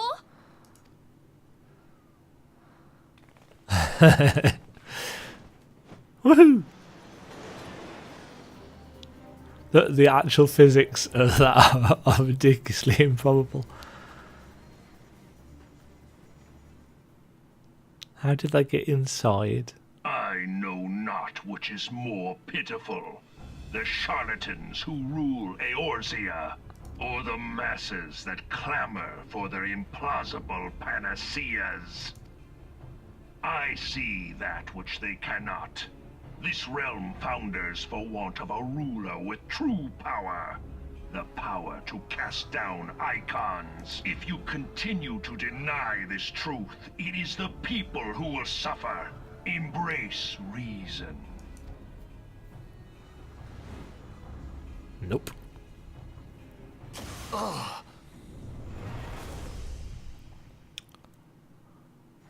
What in the 7 hells? Oh no. It's here. 12 preserve us. They finished it. Ultima weapon. So it has a name. They basically Is told a us his name. relic of ancient Alag, excavated from its resting place deep beneath Alamigo. The Alagons used it to crush primal and foe alike, and now the Garleans mean to do the same. Oh, texture work. Damn you, Gaius! Look! There! Beside the Black Wolf! An Ascian! La Havre. An overlord, no less. His garb attests to that. La Habrea. It could only be him.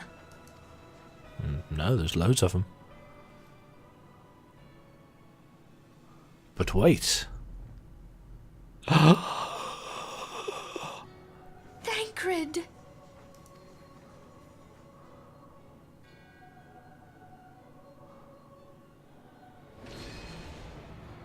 He was La Habrea? No. No, this cannot be.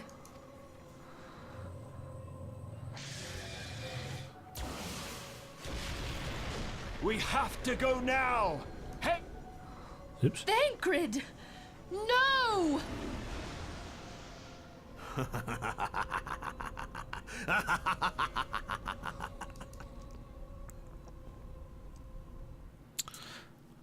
Big twist. Well, middleish twist.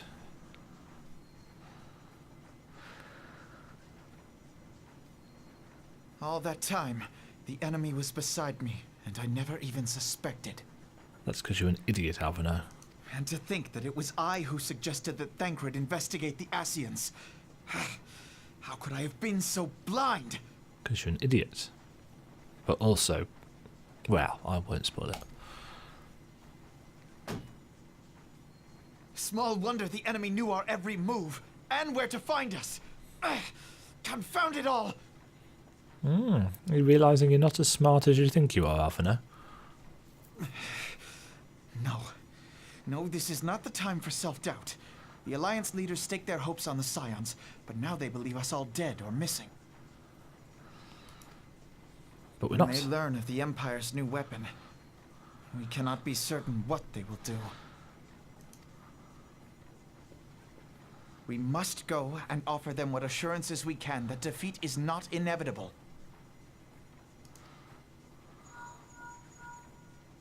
Kryl, this is Minfilia. The situation I may am have in taken some an haste, ill so turn. forgive me if I seem brusque. The item I requested, is it ready? Wonderful. I'm sorry to press, but we need it urgently.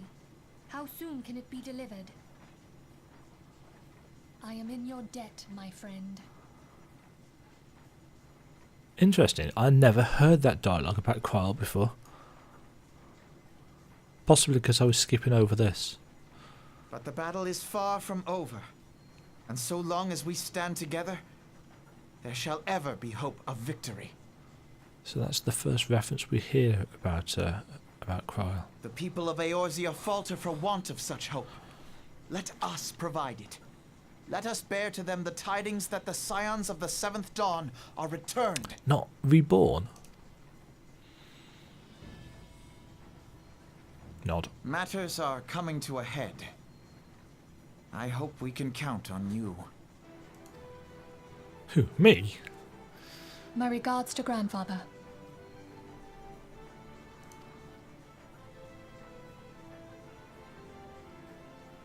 I am ready. Let us pay a visit to the Council of the Alliance leadership. I can't remember who Minfilia's grandfather is.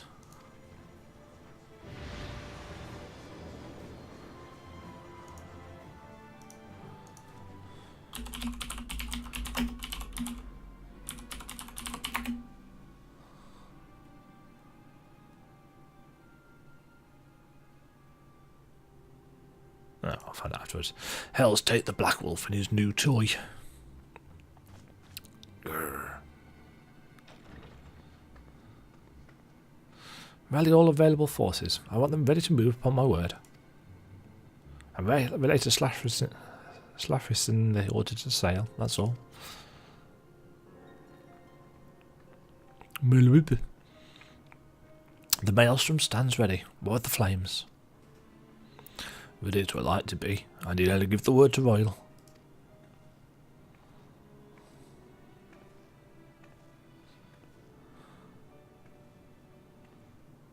Ah, a buzzy thing.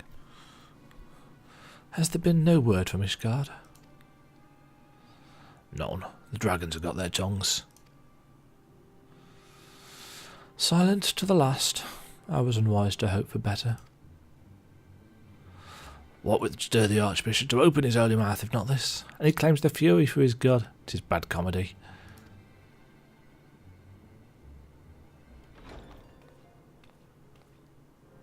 The Holy See has made its choice. We will proceed without its cooperation.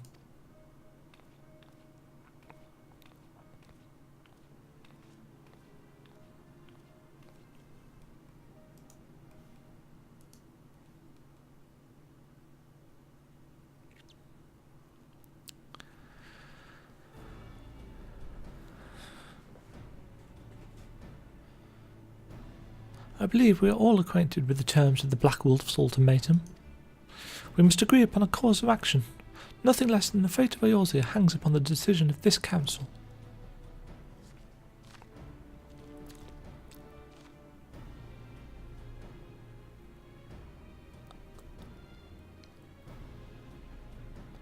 Van Baelsar claims to wield the power to smite primals.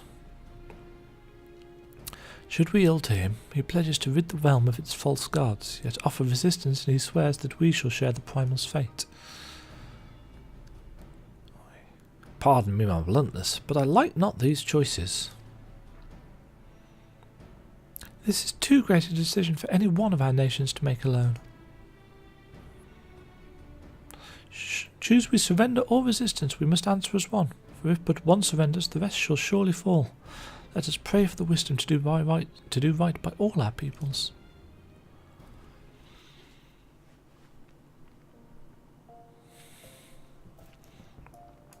Yes. Thancred's plight troubles us all, yet we cannot allow anything to come between us and our goal. So long as the ultimate weapon exists, Eorzea will never know peace. Let us go to the Alliance leaders and help them to make the right decision.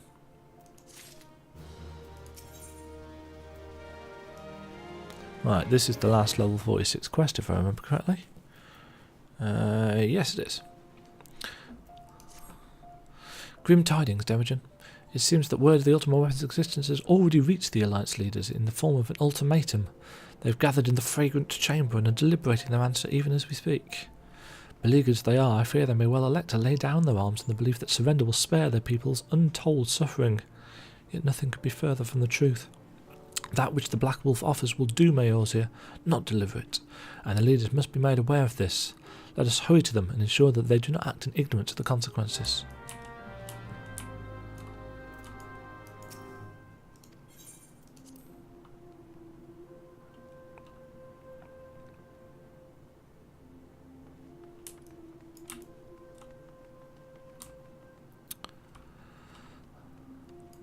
Right, we want to go to the Hustings Strip. Hustings? Don't know. Don't usually care.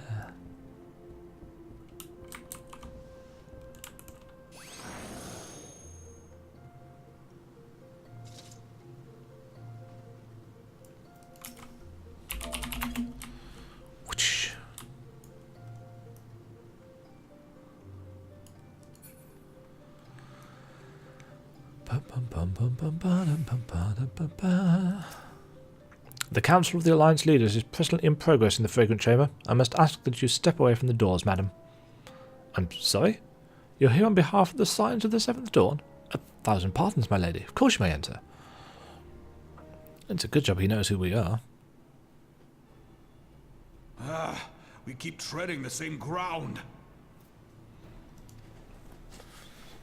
Van Baelsar's demands are clear.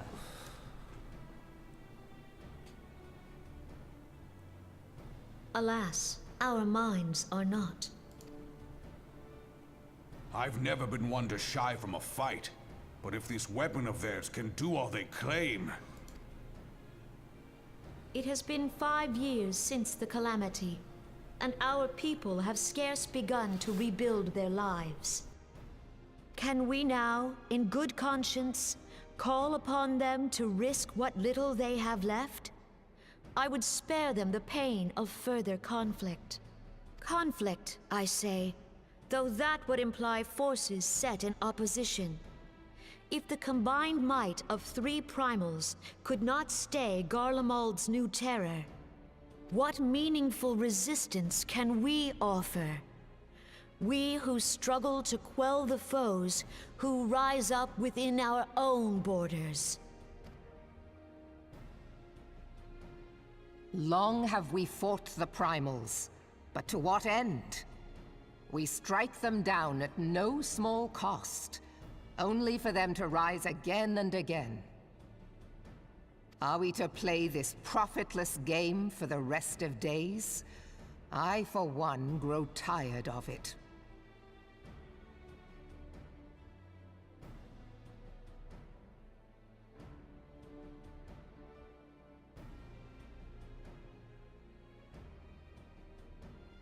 Mistake me not. I do not propose to trade one tyranny for another. I love liberty. But by the 12. Oops. Though neither of you cried surrender, your every word betokened it.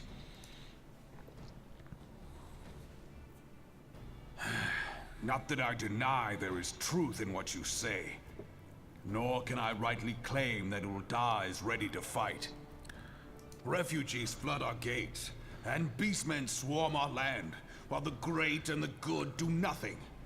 My flames struggle to bear the burden. I put on a grand show at the Remembrance Service, made all manner of lofty promises. I've made good on not a bloody one. Do not blame yourself, Raoban. You said only that which the people needed to hear. All present have done the same. 'Tis true. Our citizens had become lost to hope. If our words serve to kindle it in them anew, better we speak than remain silent. Our enemy condemns us for failing our people. Yet what does he care for their well-being? While we labored to rebuild their lives, the Black Wolf built instruments of murder with which to end them. Her Majesty speaks true. For all our failings, the people's well-being has ever been our foremost priority. That is true. While none among us ever doubted that the Empire would one day resume its war, we scarcely had means enough to solve the problems of the present. aye, which is why we look to others to safeguard our future. The scions of the Seventh Dawn, alas, they are gone, and the Black Wolf is at our door. Not so much gone. Now would be a really good time. Admiral! I fear you are mistaken. Aha! Alphinaud, Minfilia, and seven hells, Master Garland? I love how everybody's pronouncing Alphinaud with a D on the end. I think they must have changed that for Heaven's Word. Or maybe I'm pronouncing it wrong all the time. Hi. And you, dear friend. Yep, me. By Ralga, you're alive. All of you. Yep. Well, apart from Noraxia. As we sadly. approached, I would swear I heard talk of surrender. But I know that cannot be. It is not the Eorzean way. Hear me, my friends. Accepting the Garlean's offer to vanquish the Primals would be folly. Yeah, just let me do it instead. Folly, I say. For might is not the answer to the primal threat. Indeed, the more the Empire exerts its strength, the worse matters will become. Primals enter this world when mortals call upon them, and mortals are wont to appeal to a higher power when they are desperate. Nothing is more certain to breed desperation in the beast tribes than the Garlean's proposed solution. The true answer lies in a lasting peace.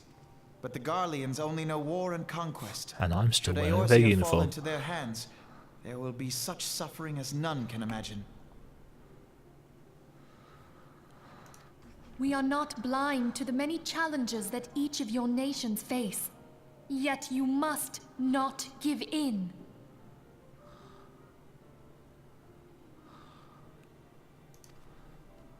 Aye. Remember 5 years ago when you wagered all for the sake of the realm? Remember what you fought for, what you were willing to die for. Let the memories rekindle the fire in your heart, for Eorzea has need of it again.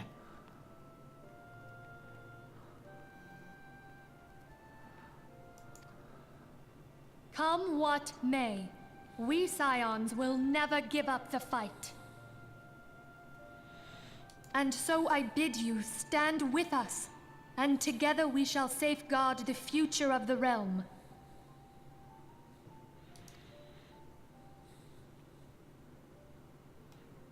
A great man once said that a shrewd merchant grasps not for the quick profit, but invests in the future. Wise words, eh, Rauban?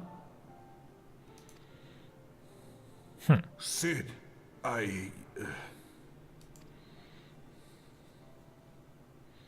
Your words stir and shame me in equal measure. How could I contemplate surrender?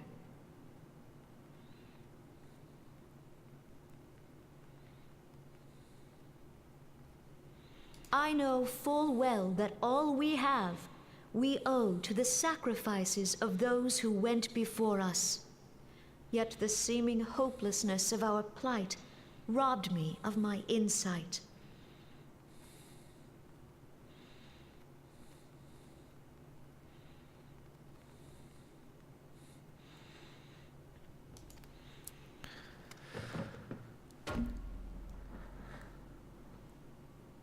We Gridanians have no love for war. Yet we have still less for those who would threaten our homeland. Ever have we fought to protect those things we hold dear, and this shall never change.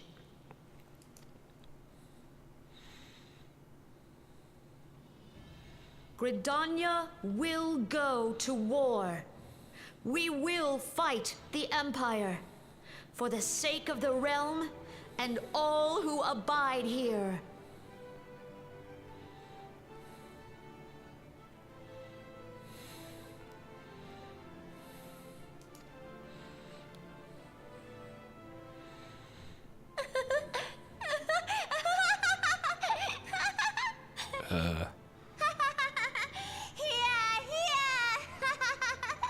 Okay.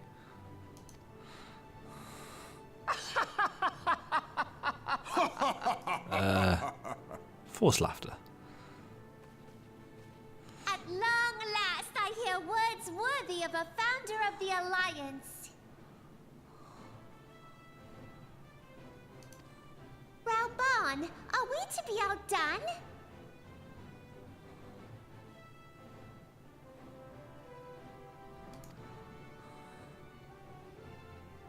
I lost one homeland.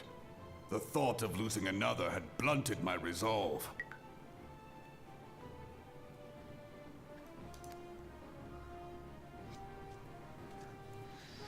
But no man knows better than I that if you want aught, you'd best be ready to die for it. With great danger comes the chance for great glory and great profit. We Uldans who have turned sand into gold know this well. How many times have we fallen into the pit of despair, only to have you pluck us out? I've fair lost count.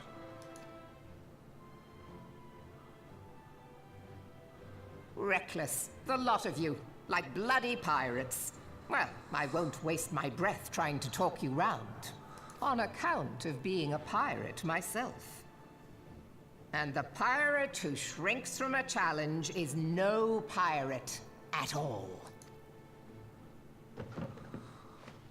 Those who would pick a quarrel with us must choose. Back down, or go down with all hands. Let the Garleans come. The united strength of Limsa Lominsa will be waiting for them.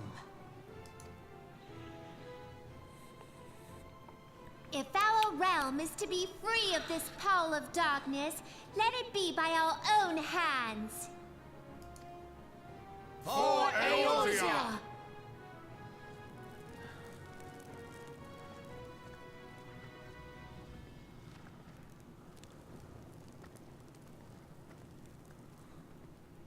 We must needs consider how the weapon may be brought to bear against us. The Maelstrom will secure strategic points along the coastline. In the meantime, the Some flames titles will will come. deploy at... Be at ease, my friends. You have banished our That's why. doubts. Pray leave the military matters to us, and retire to the waking sands. We will send word anon. Yes, Your Highness. So I can take off this outfit. I feel a bit daft going through an entire cutscene when they're talking about destroying the Empire, wearing Imperial gear. There we go. Right. Back to Horizon.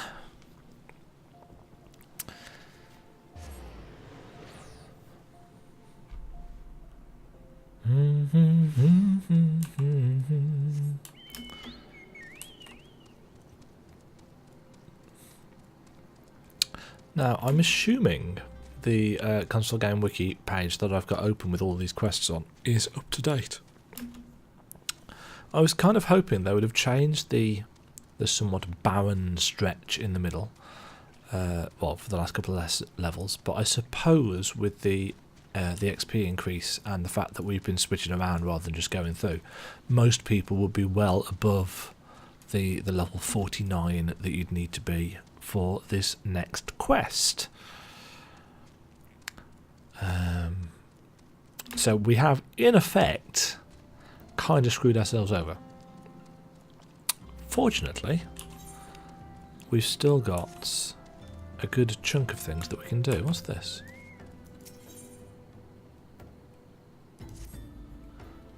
Heard we're in the same trade. You're in better shape than me, though. A mishap at the Wanderer's Palace nearly did me in, but boy was it worth it. Calamity drained near half the water from Bronze Lake, and there it was, an ancient temple of Oshon. What was it called, a palace then? Beats me. I just ran in looking for the treasure, me and my fella. It was like a dream, that's what it was like. The water hadn't done a thing. Gold-framed mirrors bright as the moon. Gazed upon ourselves draped in chains of pearls, dancing on a floor of marble and malachite, like a king and queen, me and my fella. A daring-do adventurer like yourself wouldn't say no to a chance like that now, would you? Tell you what, go down to the docks west of Camp Bronze Lake and talk to Abazi Chirazi. He used to be a companion of mine. I'll ferry you to the palace. That opens up the Wondrous Palace for us, which again we can't do until level 50.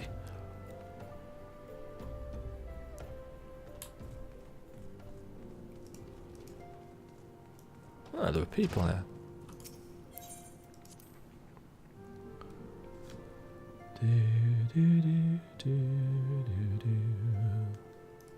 Oh, everybody's here.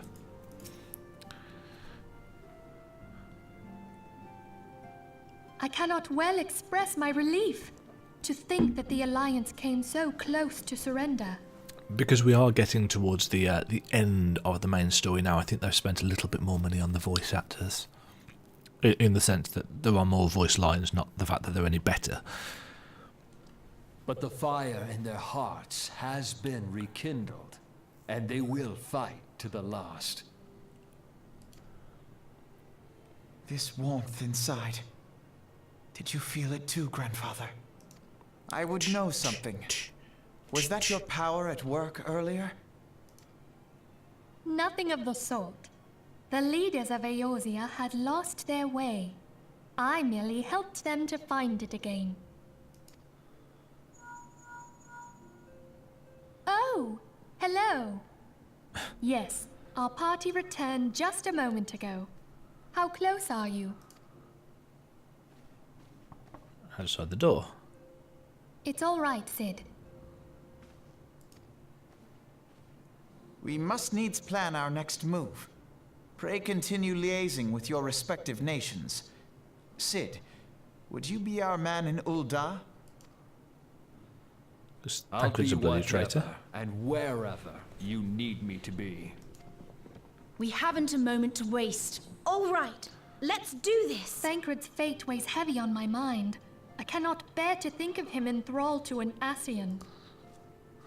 Mayhap you know this already, but the Ascians are immortal beings without physical form. Since time immemorial, they have fanned the flames of chaos from the shadows. Yes, so Thancred himself isn't an Ascian. The Ascians are... they're basically creatures from another dimension that possess things and hold them under their sway. A little bit, weirdly enough, like what the Primals do. That they might work unseen, the Ascians entrap and possess mortal men by means of malign artifacts known as Crystals of Darkness. One such crystal may yet be the key to saving Thancred. I don't know whether they went anywhere with this plot line.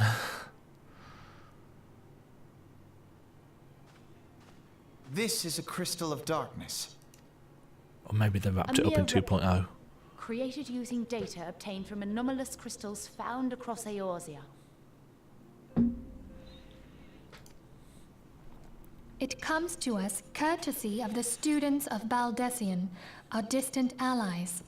Who we keep hearing a lot about. Even for an Archon, Thancred's talents are exceptional. We all had complete confidence in him. It was for this reason that none among us foresaw the danger in sending him to investigate the Ascians alone. Yes, you made a bloody stupid decision. Thancred had been striving to fill the void left by Louisoix. Yet, it was plain that he was overtaxing himself. Yeah.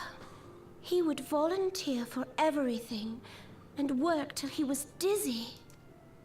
And the toll taken by his exertions made him vulnerable to Ascian influence. The crystal that binds Thancred must be somewhere on his person. If we could but destroy it, his Ascian possessor would be compelled to relinquish control over him. I'd forgotten this part of the You story. have proven the stoutest of allies, standing with us through thick and thin. Yet the most perilous struggle is still to come. For the sake of the realm and Thancred, I ask that you lend us your strength once more. Go on then. Thank you, from the bottom of my heart. As I am sure you are aware, the realm was saved from certain doom 5 years ago by heroes known as the Warriors of Light. What you may not be aware of is that your many feats in service to the Scions have prompted folk to make certain comparisons. I must confess, you do remind me of them. Yet remember this, however glorious the past, it is the hero's lot to be judged on the deeds of the present. A new darkness threatens the realm, and the people cry out for a savior. I believe that you are she, a warrior of light, here in the present, guided by the crystal's will. Come, my friends, let us fight to safeguard the future of our beloved Eorzea. Nod. Synchronized nodding.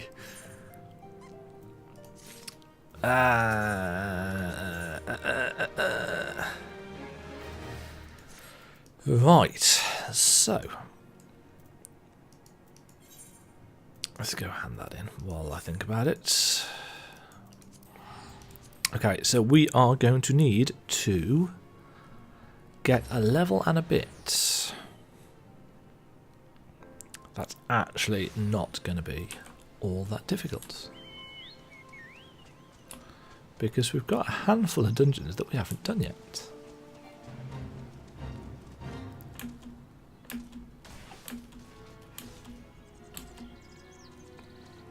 That was the Wondrous Palace, I pointed it out earlier.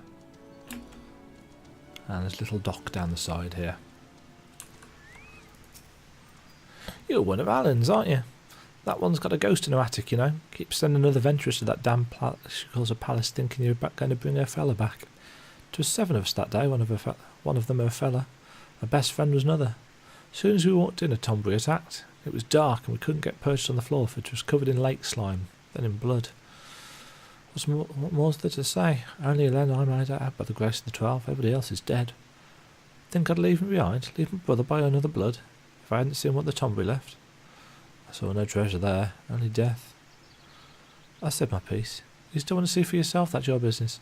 I'll ferry there for my adventuring days are over, and I'm the boatman of this lake. She thinks they all live, you see, all 5 of them hiding from the tombery somewhere in the palace. She tried to flee the infirmary. She told folk about her friends needed rescuing. And she got sly. Poor lost Hélène. So, there we go. Wondrous Palace. Leveling your character is crucial to unlocking yours end content. However, it's not the only value you need to keep an eye on. almost as important as the level of your class or stroke job is the level of your gear. The reason behind this is simple. All gear is not created equal, with items featuring a high item level most often stronger than those with a low item level. Journey to Revenant's Toll to increase them.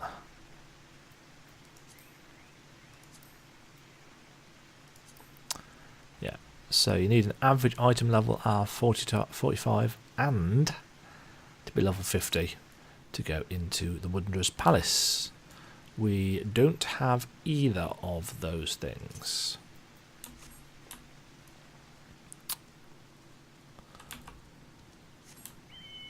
Sadly.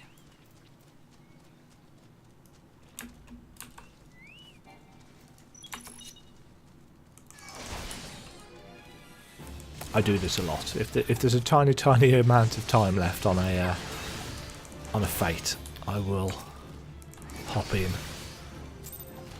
Just because you can get, you know, almost 5,000 XP there. It's not a lot in the grand scheme of things, but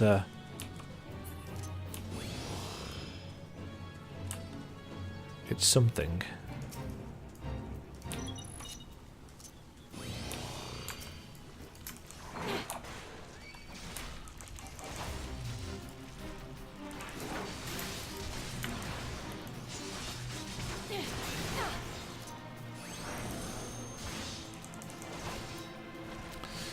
Do these couple of fates while they're here.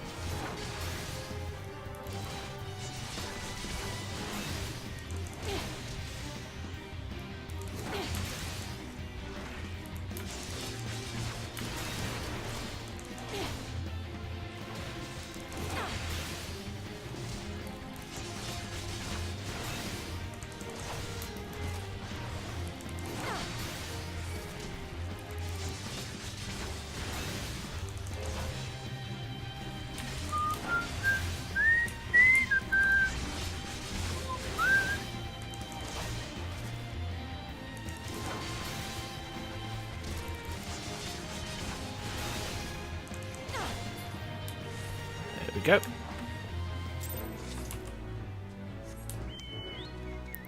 Okie dokie. So, first things first, I'm going to go to the loo, and then we are going to do the level 44 dungeon. Zemai Darkhold, Zemel, however, I'll leave that on there for you to read. And then we're going to go and do, maybe, if needs be, the Aurum Vale, though it is quite hard, and we will probably be a little bit undergeared for it. So we'll see how that goes. Be right back. Actually, how about I remember to use the be right back thing?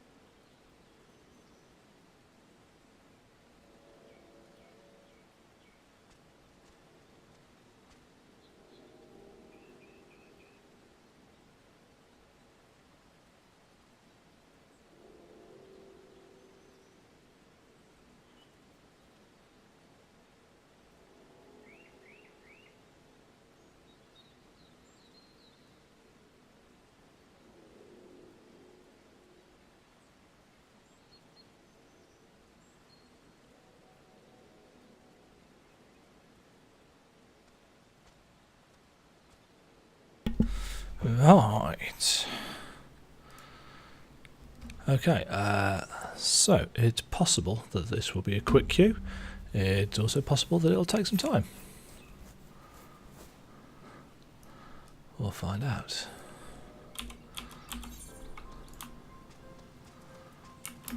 Nine-inch snails.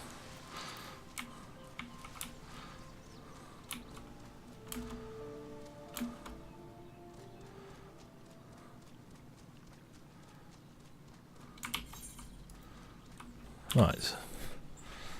While we're waiting for that,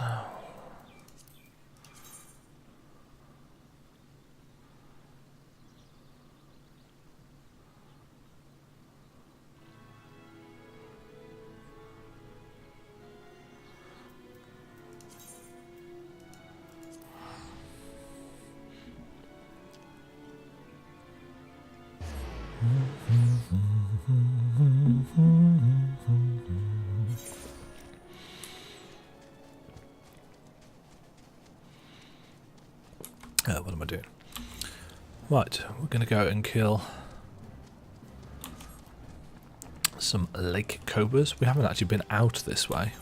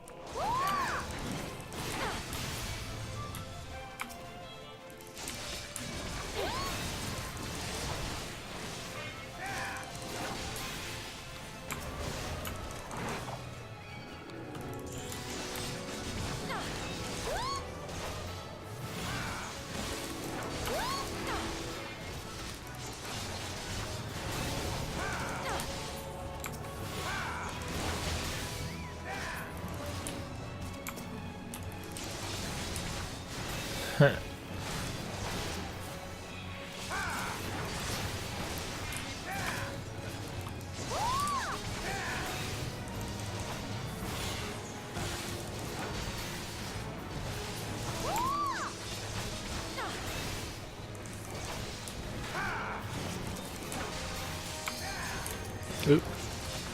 Right, can we do this before the timer runs down?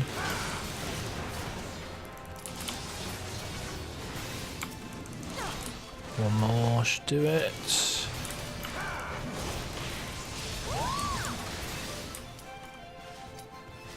Yep.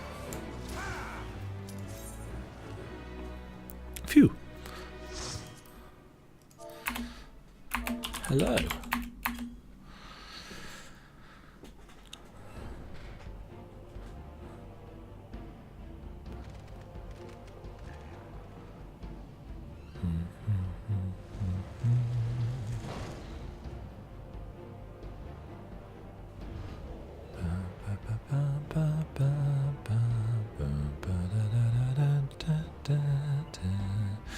Looks like we've got a couple of people that are synced down. Yeah. Right, let's get some food going.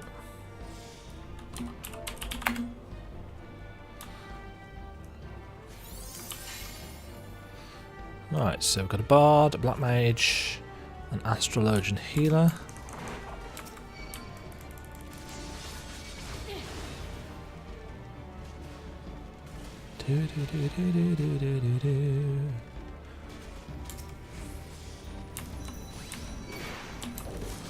Right, if at all possible you want to be fighting enemies in this purple stuff, you'll see it gives us a crystal veil buff which significantly decreases the amount of damage that we take. There's also this big all-seeing eye that flies past all the time. He's actually immune to damage, and he does a nasty AoE, which is why you want to be fighting in this particular area, because basically it makes you immune to the AoE, which is handy. These recluse hippogriffs don't do a huge amount of anything.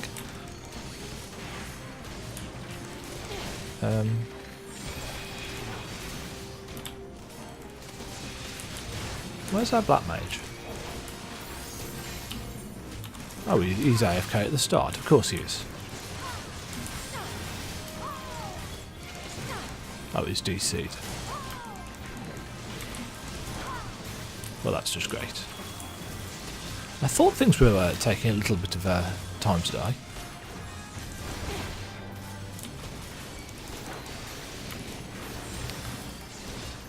Hopefully he will come back.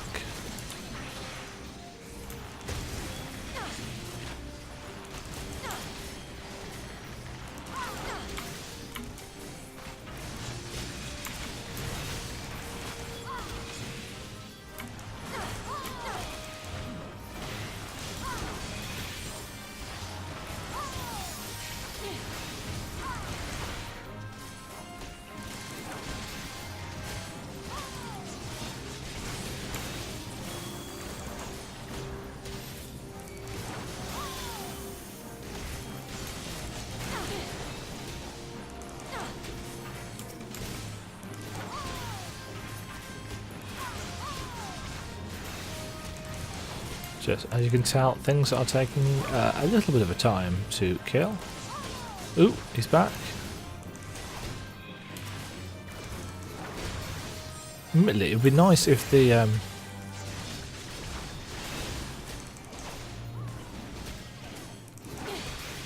healer was doing some DPS as well.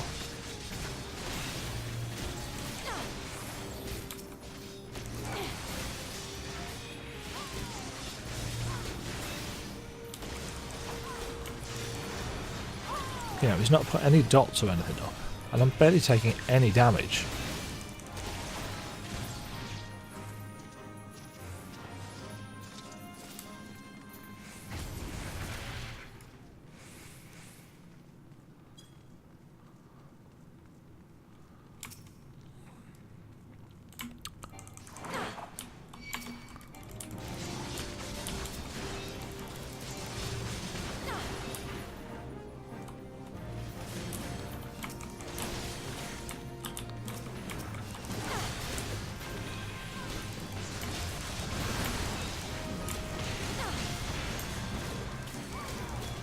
Right, these annoying things, these betrayed souls, they're ranged, so it's really hard to actually get them to follow you.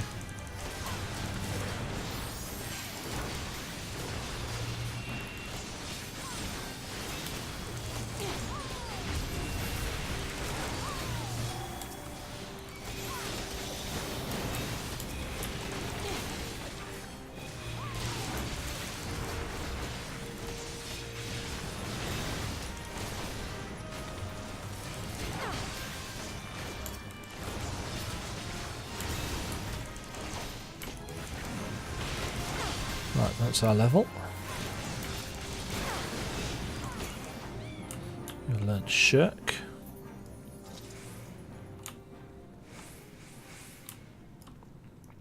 Right, this room's a little bit of a pain in the butt. There are a variety of enemies.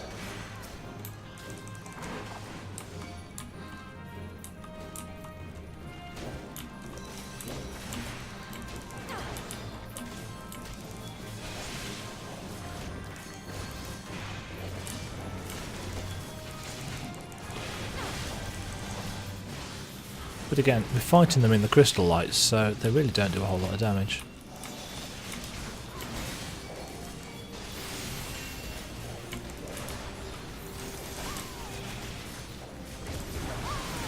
That timer that everybody was standing up in right from the corridor that I think the astrologian maybe wanted to go and do. There are, I think, 3 mobs in there, maybe even only 2 mobs. And there's nothing useful in the chest unless you are like a super die-hard crafter. It's really not worth the extra time to do.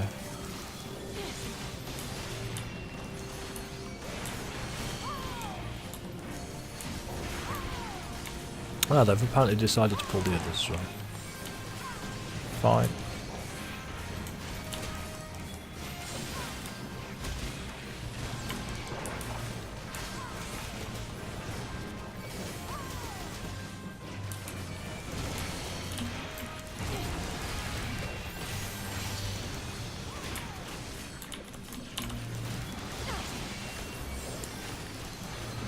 I can't see anything.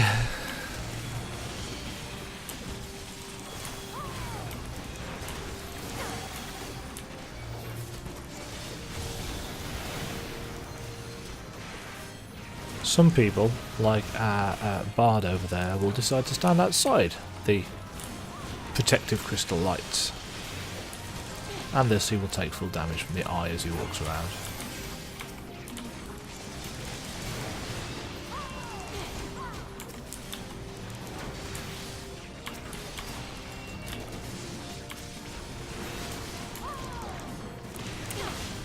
Takes a little bit of time, this pack, especially if you decide to pull all of them. And especially if your healer's not doing any DPS.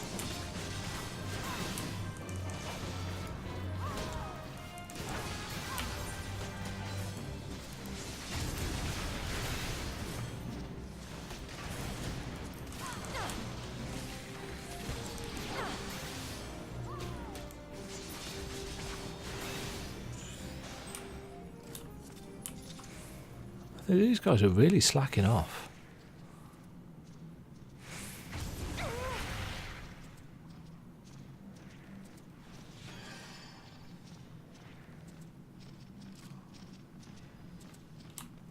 Right, this guy will fly off down the corridor, and if we're quick enough we will see him getting himself into position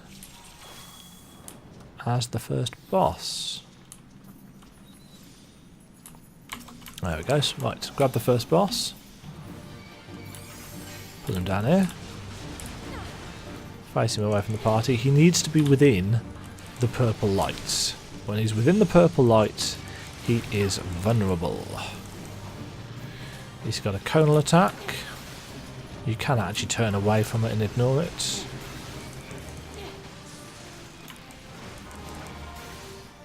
But I sometimes find it easier just to dodge through. He's also going to summon some ads in a moment.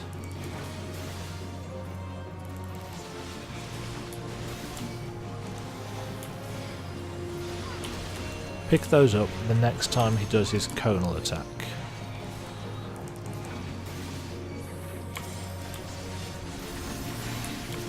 They die pretty quickly.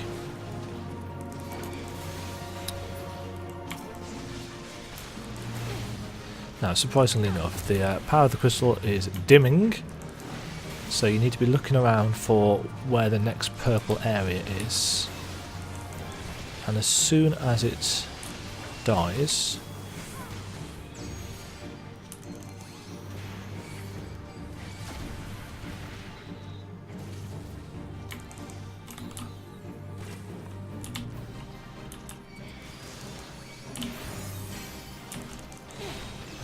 again, make sure you grab aggro on the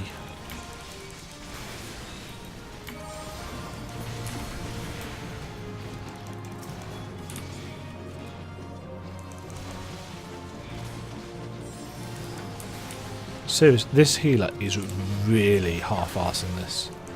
He's doing nothing.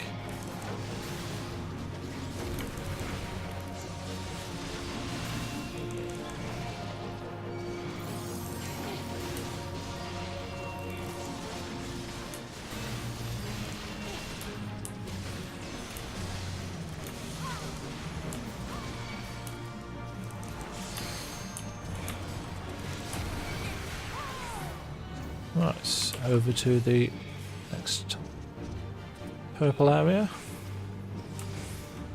If possible, you want to try and maximise the amount of time you spend not moving.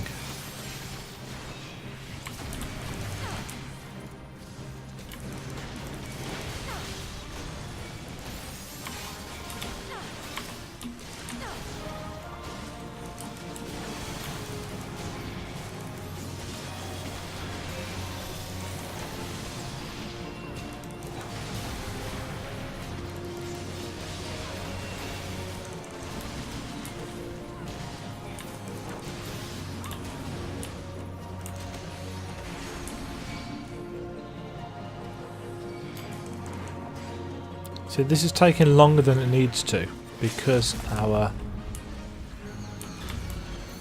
What the fuck was that?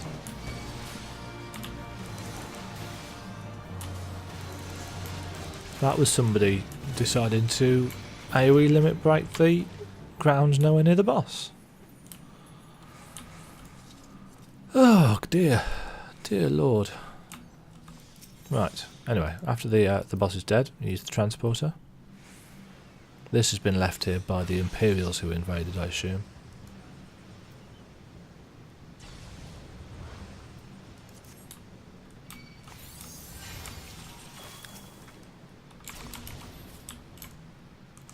Right, you want to be killing the Nyx first of all, and you also want to be doing it with your back to a solid object.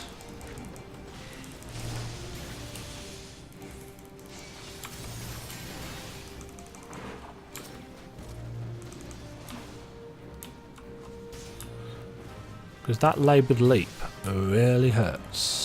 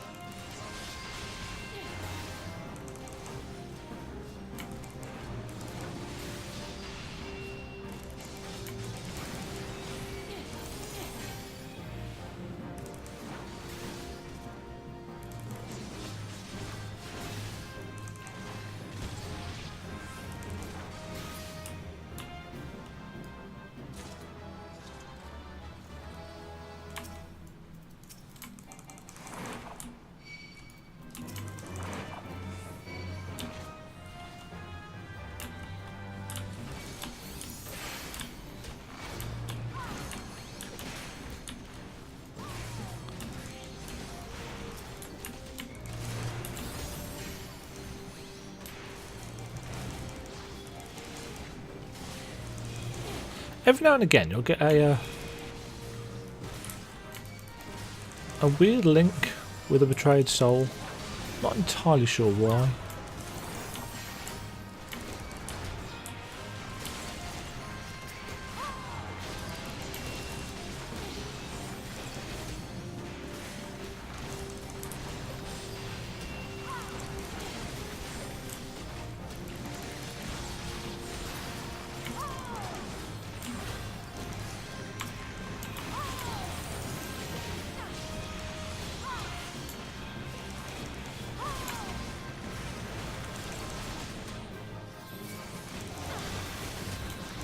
Either way, it's not a very nice pack.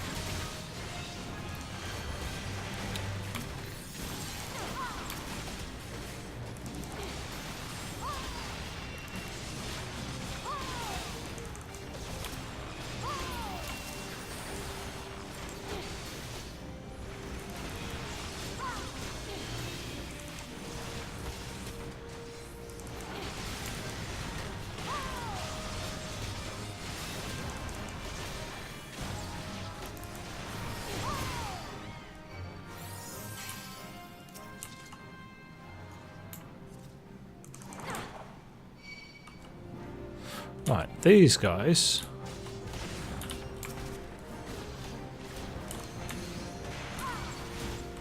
That was my fault. If you've got a regen effect on you.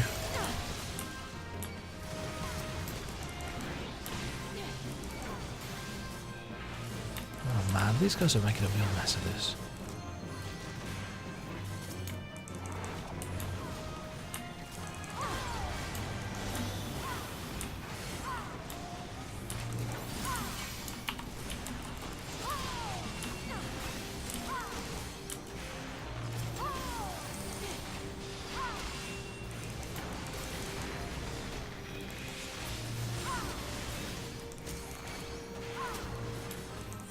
They're just completely ignoring the targets that I'm marking, and this unfortunately is something that you will have to deal with as a tank. Everybody thinks they know better.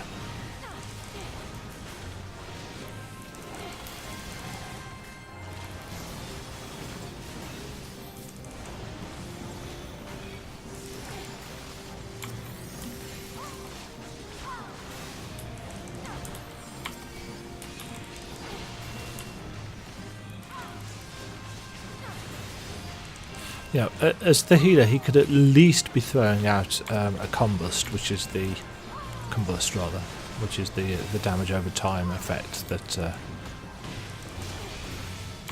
astrologians get.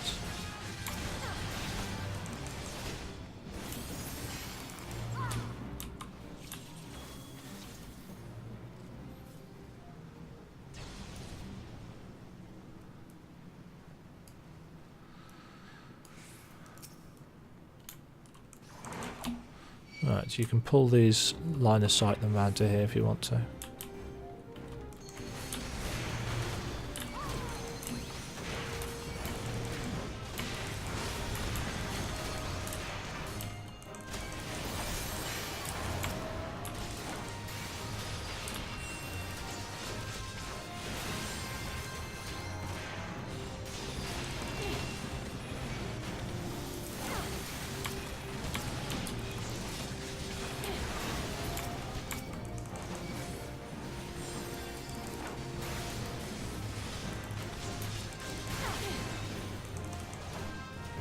Yeah, we've been in here almost 20 minutes and we've only done one boss.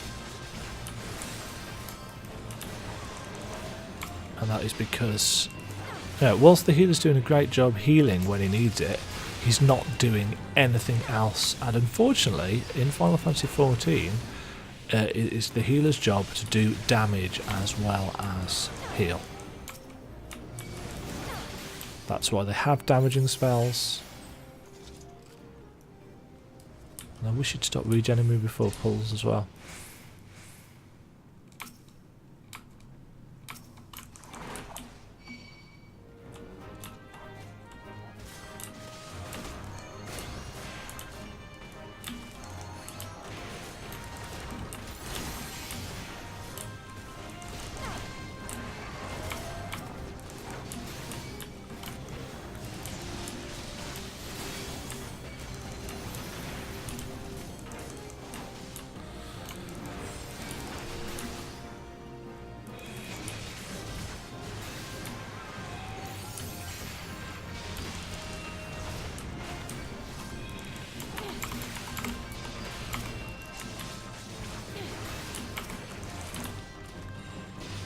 I kind of get the feeling that nobody in this party has done this instance before.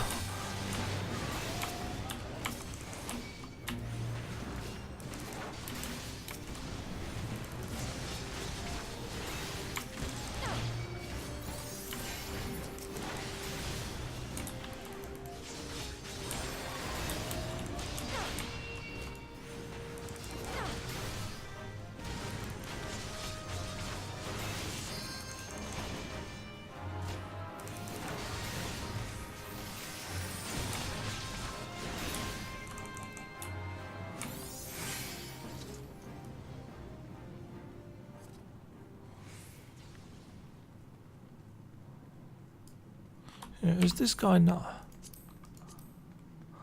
He's got a level 70 paladin, so he should kind of know what he shouldn't be doing.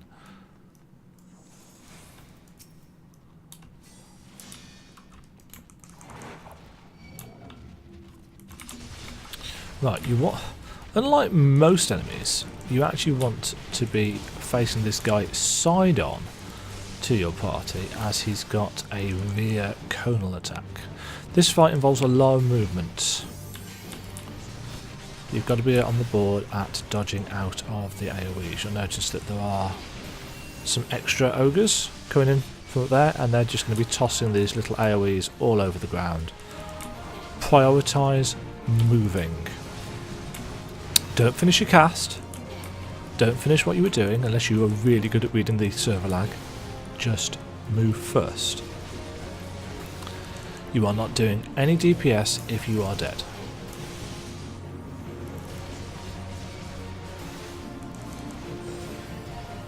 Not all of the damage in this fight is avoidable, but the actual damage from the boss is reasonably minimal. Yeah, he's hitting me for 171 a time.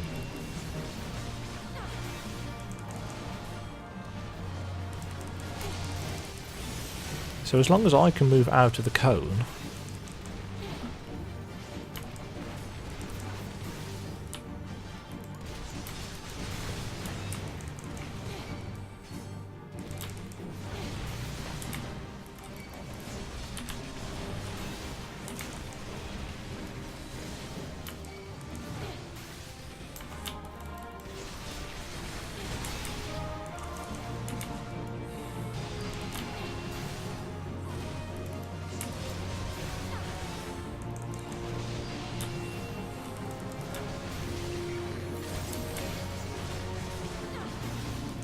is pretty darn straightforward. There we go. Simples.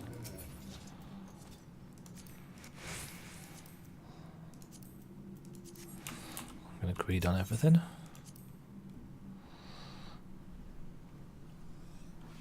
Fairly straightforward.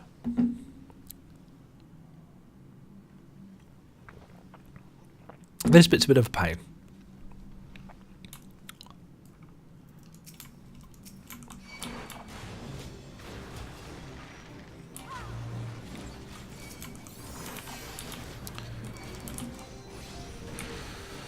Try and get rid of the lava drake first, as he's got an annoying cone attack.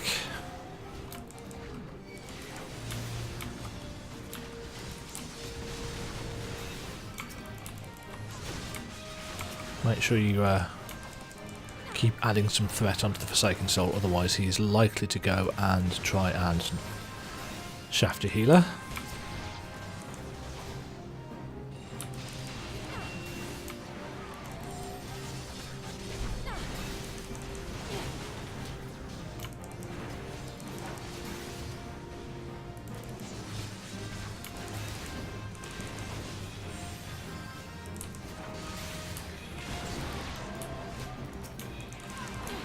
If you see these Hellsbound warriors around nearby, pick them up.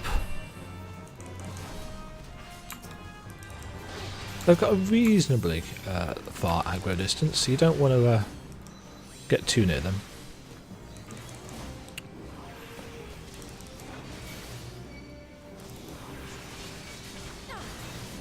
And do make sure you keep an eye on those two enemies up there, because if one of these guys just backs up a little bit too far,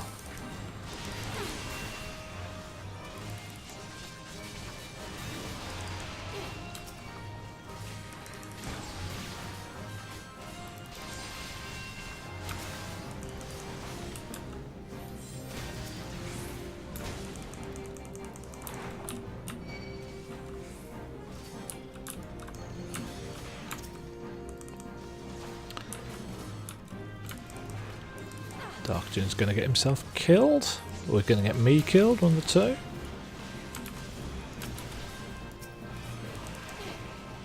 And he's reset it anyway. What a waste of time.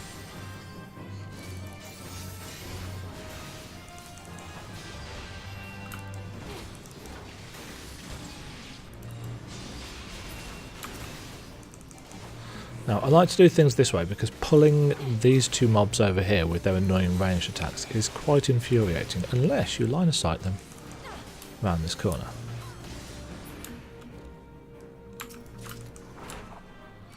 So if you stand here, you can pull them both out the way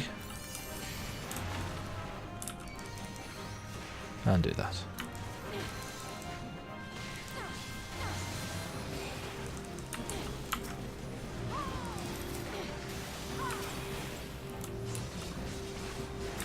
It's also really easy to fall off the ledge there. You'll notice that we're already halfway through level 48. So this probably won't quite get us to 49. But it'll be pretty close. We'll just go and finish the hunting log to get us there. Okay, now you do need to use these Magitek terminals.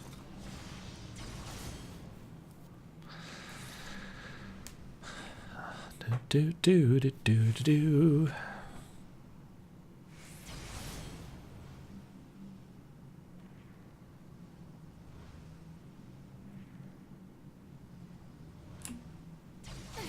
It does actually count down quicker if you've got more people on it, but there we go. That opens the doorway up here, and this takes us down to the last two packs.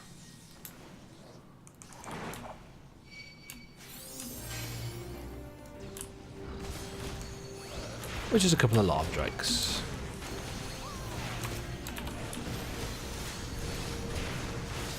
It is really difficult to tank these two in this corridor.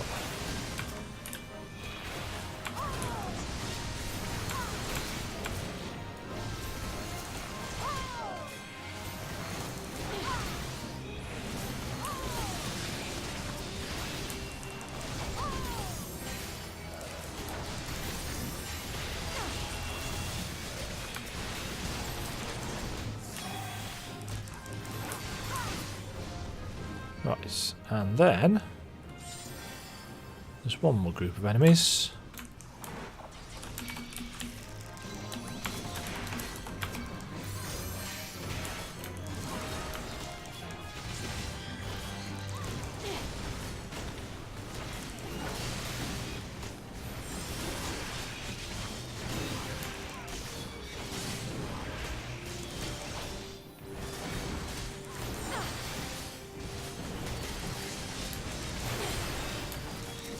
These guys have got an annoying soul drain ability, so you don't actually want to be standing too close to them if you are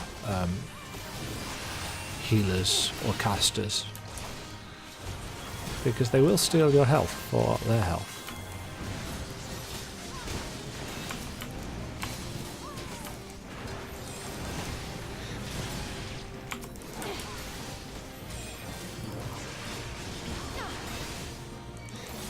But yeah, this healer could be seriously doing a lot more work than he is. He's literally just cast regen on me, and he's just standing there.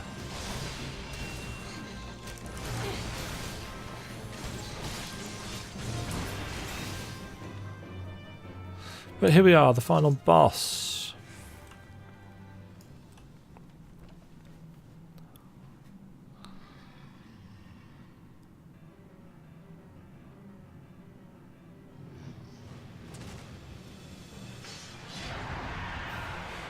This big ass gargoyle thing.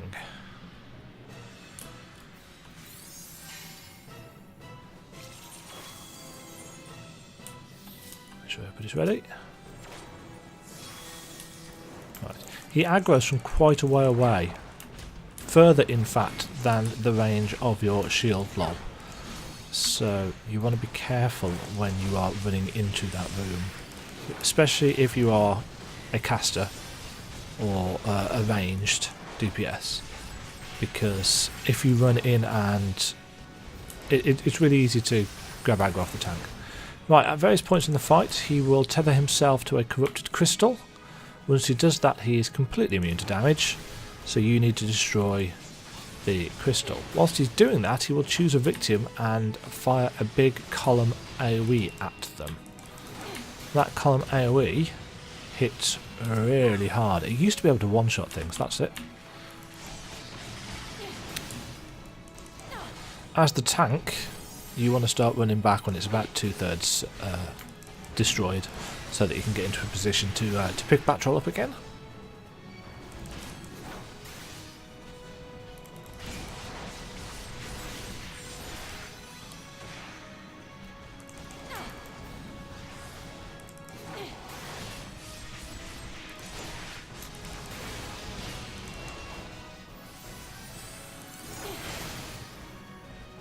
Now, whilst I'm not massively chuffed that our Astrologian isn't doing any DPS, the party can actually take quite a lot of damage on this fight.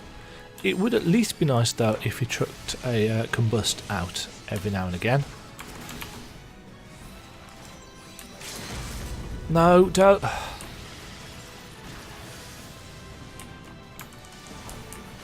Well, that's the waste today. To limit break.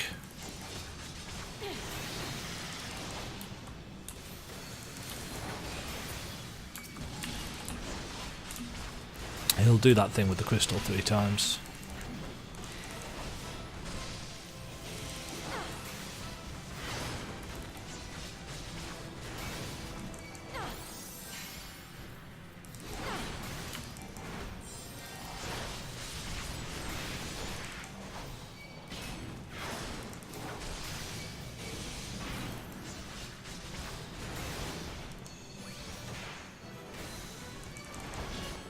If you're healing this fight, you'll notice that Batroll occasionally will turn and lob a flying axe at somebody, and it's actually often the healer. If he does this, you will take significant damage.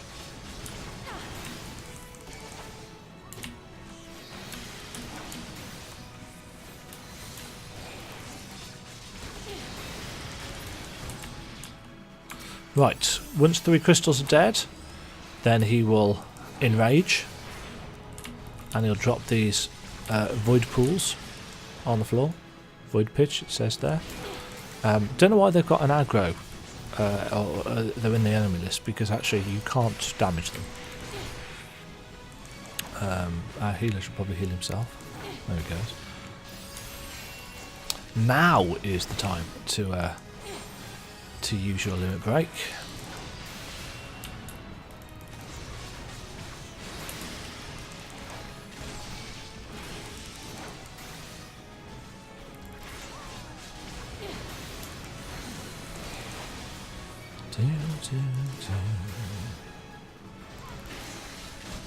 See, he's got half MP left.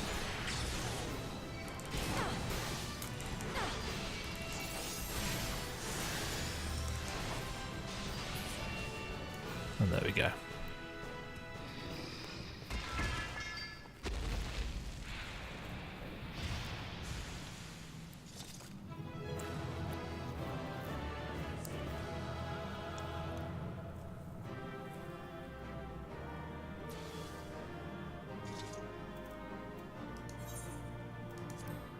Well, apparently nobody wants the loot.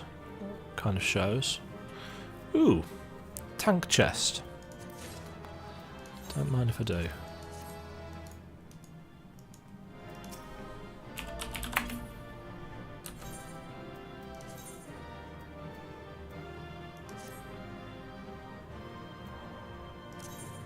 Hold on. Is this viewed as not an upgrade? 25.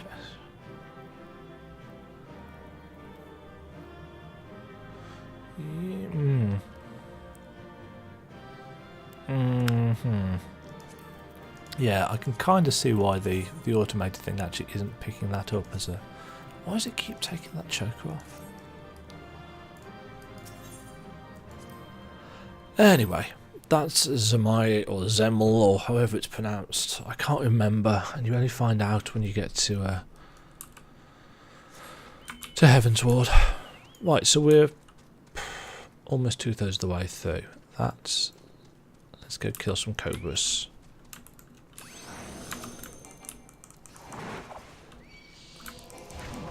I am not going to take us to do Aurum Vale if we don't absolutely have to. But yeah, that dungeon took far longer than it needed to.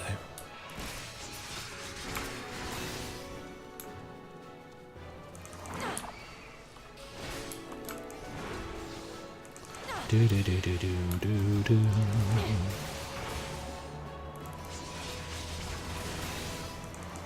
Ba, ba, ba, ba.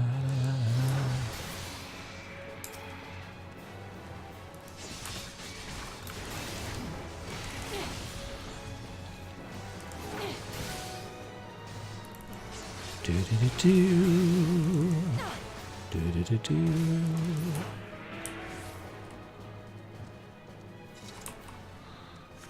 Gygus Biku. Can't remember which of the Biku mobs.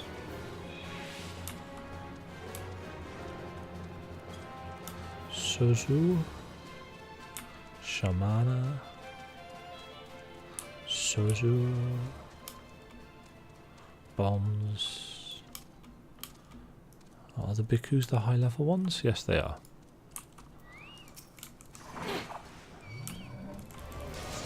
There's 2 of them here.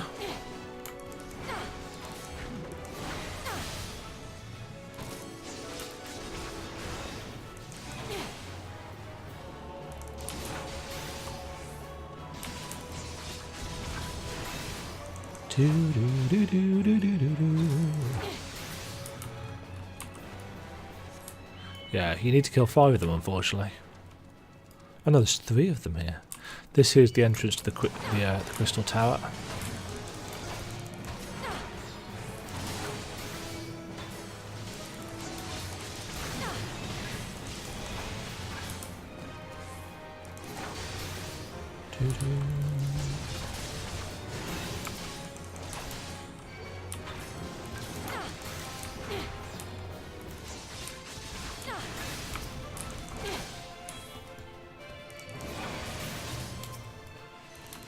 As you can see, they're doing a reasonable chunk of damage.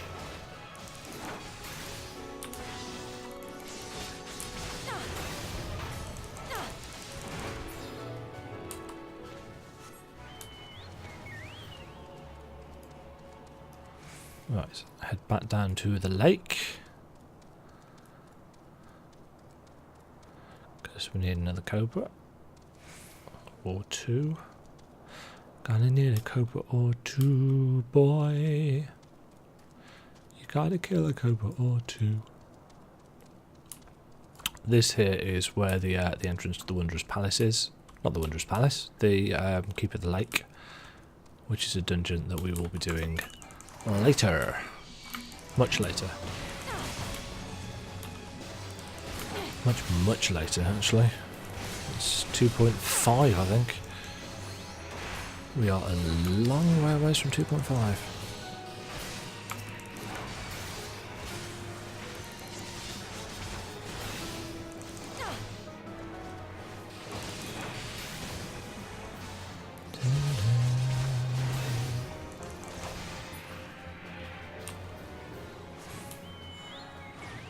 Right, and that's the Lake Cobras.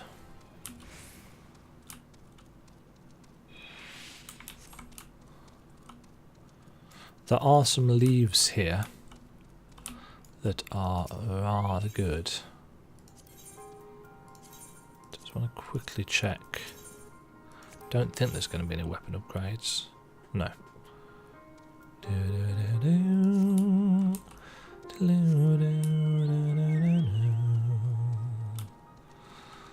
Right, so we need another couple of Biku. Yeah, this whole area is really cool looking. Not entirely sure why he didn't aggro me.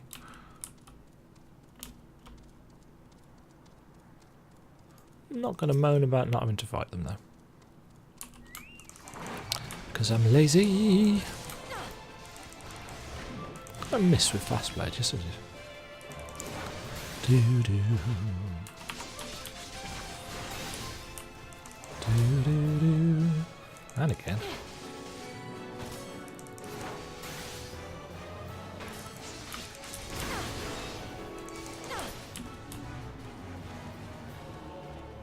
That's 4. I'm going to need one more.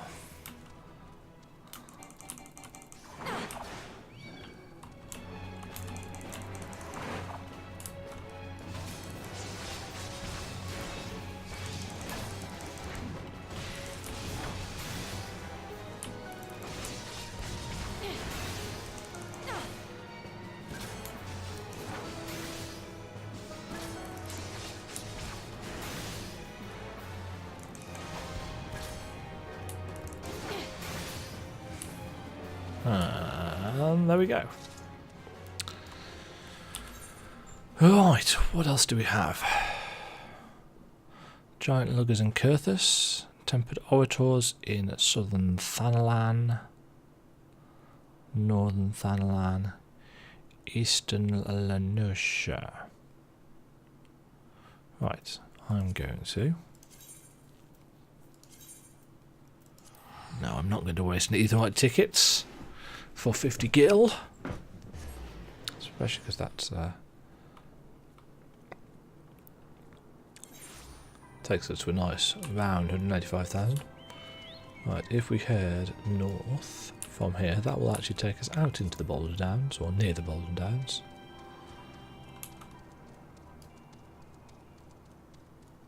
There are a chunk of side quests in various zones that you can do to get yourself up to 50.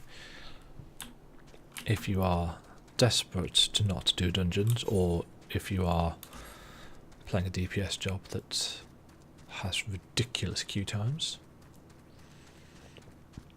These are the Boulder Downs here. They become important a bit later on.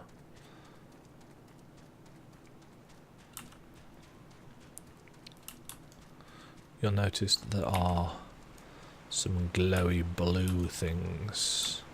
Generally speaking, if it glows blue like that, it is Allagan in some capacity.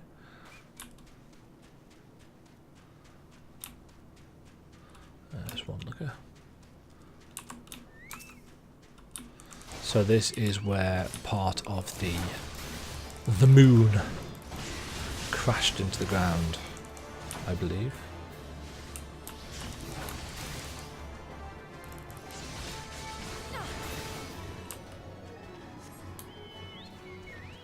You only need 3 of these because they're an irritating spawn.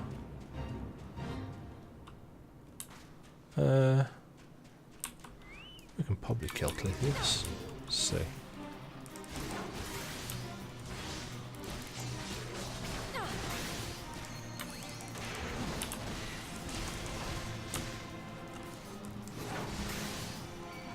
These Gygus mobs are... I don't know whether they're a reskin or whether they're just identical. They are from Final Fantasy XI. There was a big tower in the middle of that, in the middle of Criffham Island. I think it was it Delkford's Tower? Something like that? And it was full of these things. And we always enjoyed fighting them, because they might look tough, and they certainly hit hard, but they were quite squishy.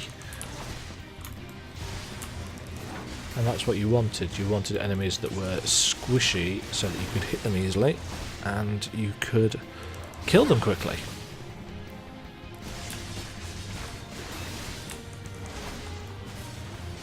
And if you got plenty of evasion, you didn't even need to get hit by them.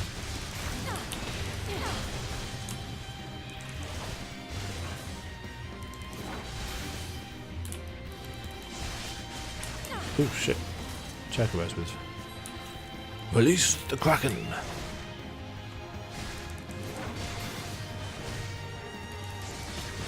Make sure that you, as soon as your Chocobo's engaged, make sure you turn AoEs and stuff away from it. Because it will get killed. If you set it to healer stance though, it will rather irritatingly come and stand by you at all times. This is really, really annoying if you are a tank and trying to turn AoE mobs away from you. Because it will get hit by everything constantly.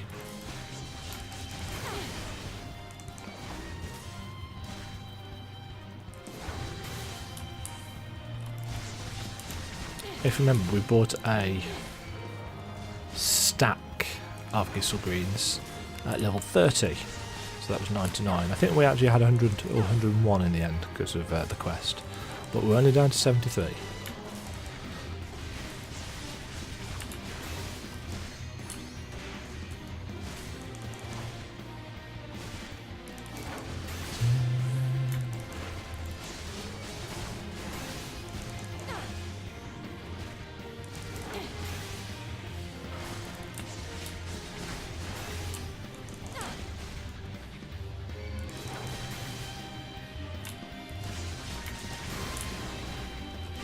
You did. And actually that should probably... Ooh, jeez. We got the bonus for Fated to Wonder, which was our... Received the highest possible rating in fates in 5 different regions.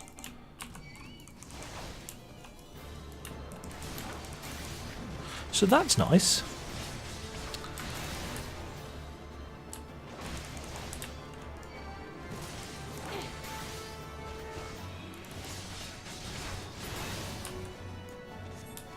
Now, I don't know, if you are higher than level 50, do these things still reward you with XP? I'm quite intrigued. So I might leave one undone.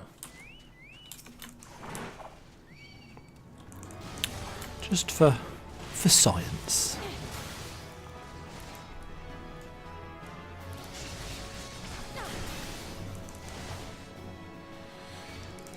But anyway, we are now ready to go and start Operation Archon, which is basically us rescuing Thancred.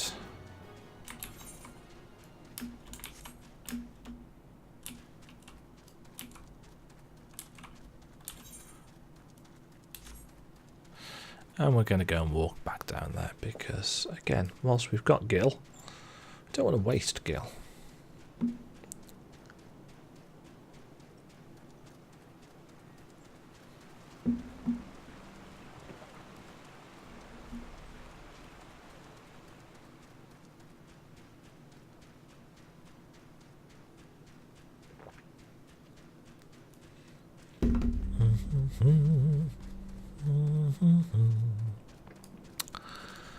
Oh, Auron Vale.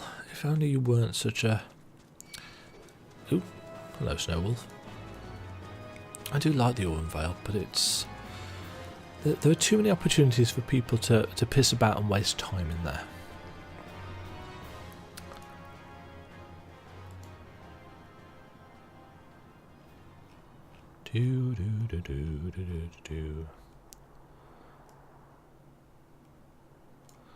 Alright, so Operation Archon 1, 2, 3, 4, 5, 6, 7, 8. There are 8 quests left in 2.0.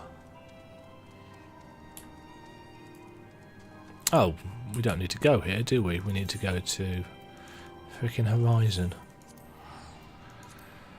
That's me, getting used to coming here for quests.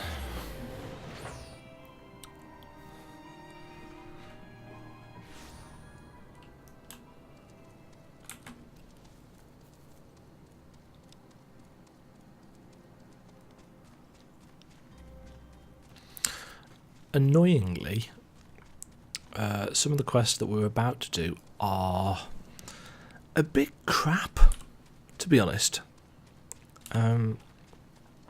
It's like I really do think that they may have run out of time or resources or something for this last stretch, because whilst the final couple of quests in the storyline are really good and there's some really cool cutscenes, the quests leading up to them are just a little bit rubbish. Yeah, and it's like we've just been given that speech saying, "Yeah, we're the warrior of light, and we will follow you," and etc. etc. Well, you'll see what I mean in a moment. Because first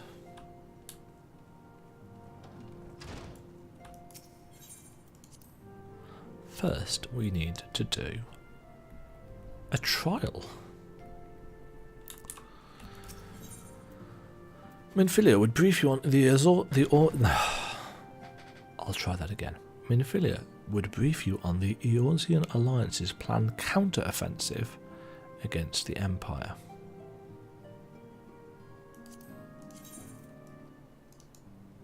Whoa. Because I'm not wearing that.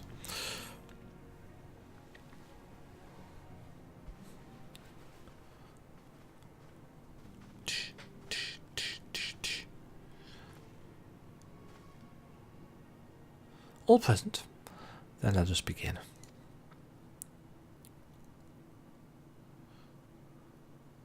We have received the details of the impending operation. In what promises to be the largest single counter-offensive in the realm's troubled history, the Alliance will strike at every Imperial stronghold standing upon Eorzean soil. As might be expected, the operation will be complex, but you need not commit its intricacies to memory.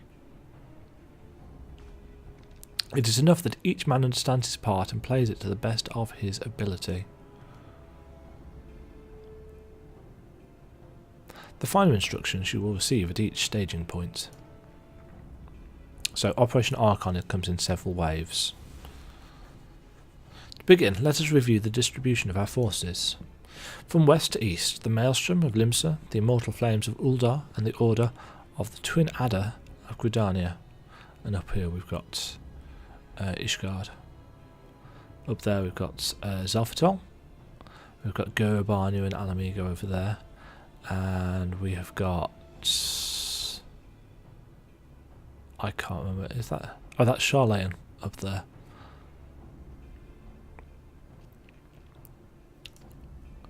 Next, let us examine the locations of the Imperial strongholds. Near Limsa, we have Castrum Ossitans, situated in eastern Vilbrand, and Castrum Mironam, which lies to the south and east in the midst of the Vitano Sea. So this is Castrum Oxidant. We never go to Castrum Marinum.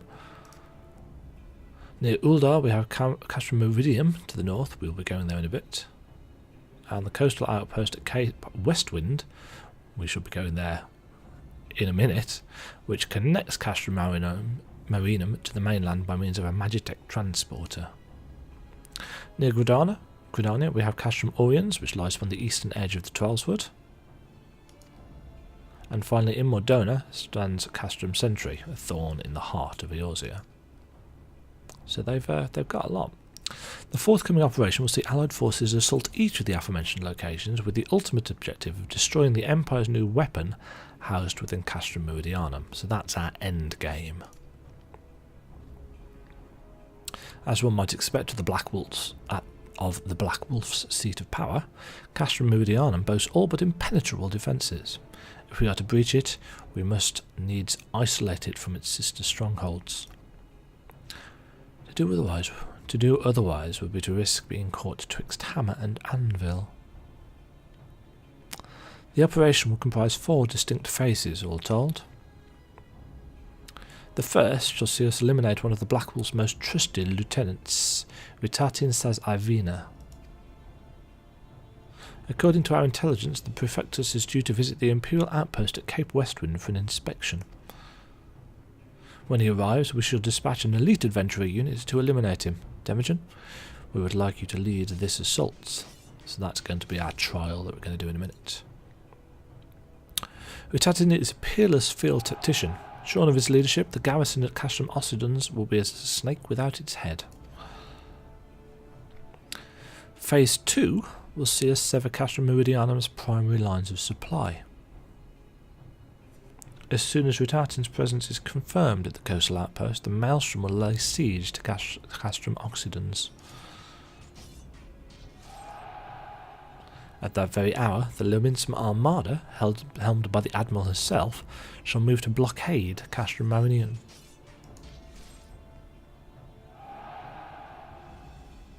Meanwhile, in the Twelveswood, the Order of the Twin Adder will surround Castrum Oriens.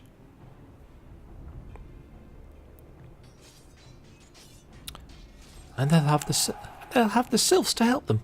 Ffxio's been waiting for a chance to avenge these ones. Phase 3 shall see us neutralise Castrum Meridianum's defences. Forming our main thrust, the Immortal Flames will march against the stronghold with all their strength. While the enemy's eyes are thus drawn outwards, another elite adventurer unit shall infiltrate the Castrum.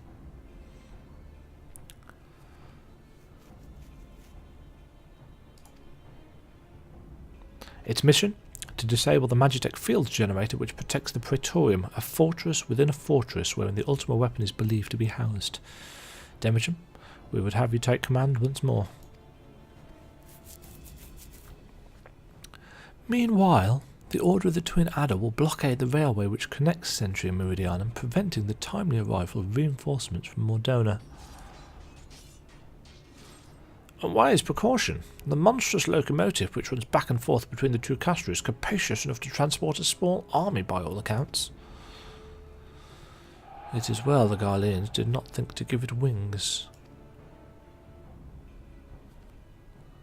Once Meridianum's defences have been compromised, the operation will enter its 4th and final phase.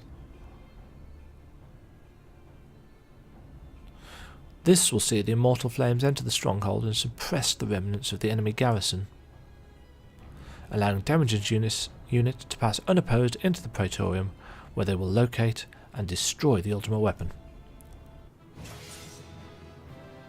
Ba, ba, ba. By this feat shall the operation be deemed a success.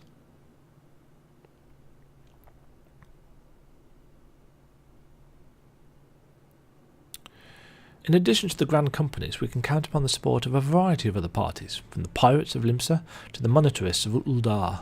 In all, the operation will involve no fewer than 12 major factions. Legend holds that the Archons are 12 in 1, and 1 in 12. It is for this reason that our grand endeavour has been dubbed Operation Archon.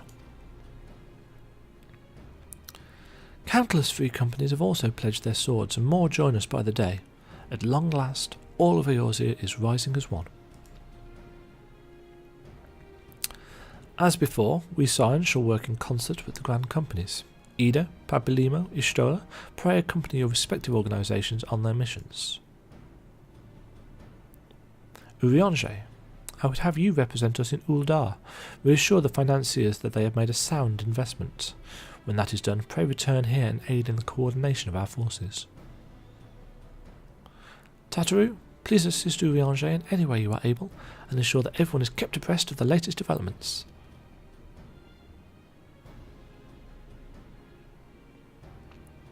Minfilia, Sid and I shall accompany the main host in an advisory capacity. It will be our task to analyse intelligence as it comes into our possession and make the necessary recommendations to command. As Alfredo mentioned, you are to lead the elite unit of adventurers whose task it will be to see each of Operation Archon's main objectives fulfilled. Yours is the most important role of all, and like to be the most dangerous. Pray, choose your party well, and stint not in your preparation. The battle of the future of the realm is about to begin. Together, let us show the Black Wolf the power of a united Eorzea.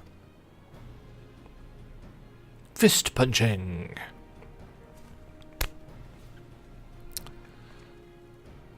Pray report to the Immortal Flames encampment situated to the north of here when you are ready to be briefed on your first mission. I cannot stress this enough, but please be careful. May you walk in the light of the crystal.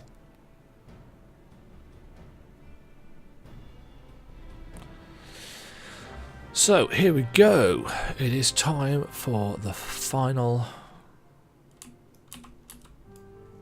showdown, final countdown, the final push towards level 50's 2.0 endgame.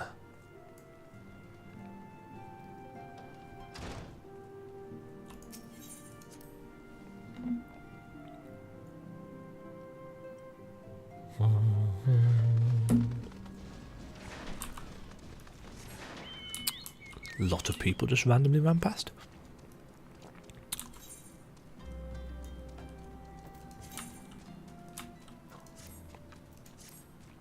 Right, here's our encampment, and here's the communications officer. You are welcome, Demajen Thornley of the Scions. As communications officer, it falls to me to issue your orders and provide guidance on forthcoming missions. Your first mission is to infiltrate the Imperial outpost at Cape Westwind and eliminate Prefectus Ritatin Sazavina. All participating units are now in position and awaiting your arrival. Please proceed to the staging point and report to Lieutenant Adalbert. This is but the first step in our bid to purge the realm of the Garlean menace.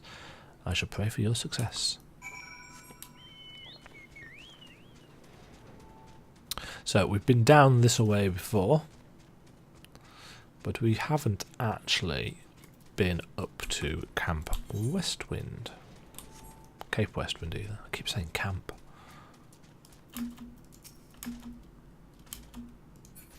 We came down here to kill some toads ages ago.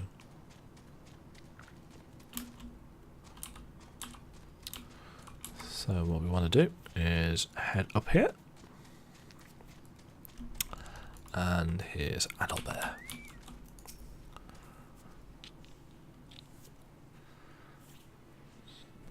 So, you're Demajen Thornley, the fearless adventurers to lead us the assault. We've been expecting you.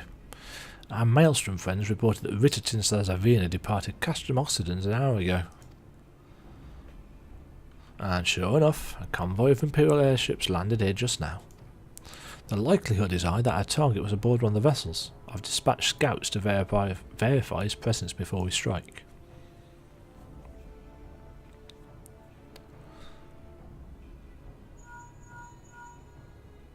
Commander to all units, requesting status report. This is Antlion 1. Target has not been sighted.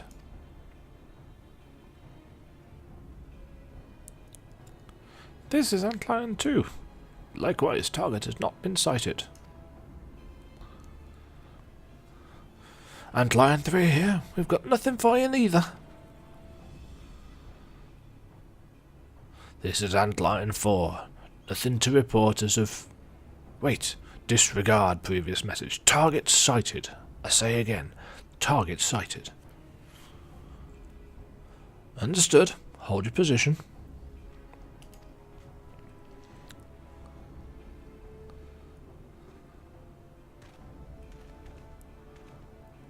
Attention all units. This is Lieutenant Adalbert Cotter.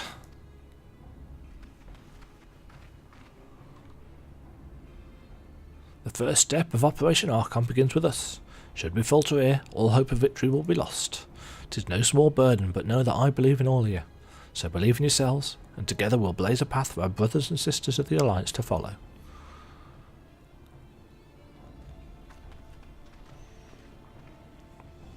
We will create multiple diversions and disperse the enemy garrison.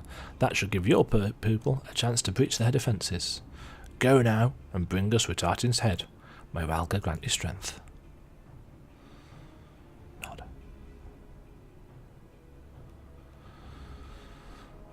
Commence diversionary manoeuvres.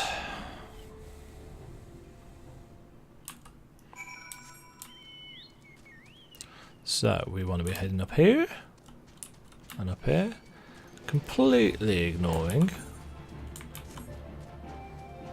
the enemy. I mean, we could stand and fight, but there's not a huge amount of points.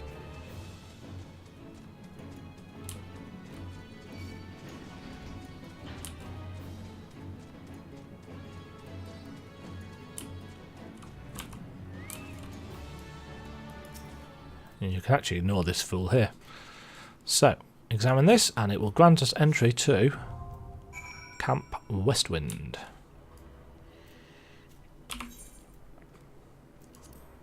Which is the level 49 trial. Now, this usually takes a little while to pop. During that time, we can run the hell out of here.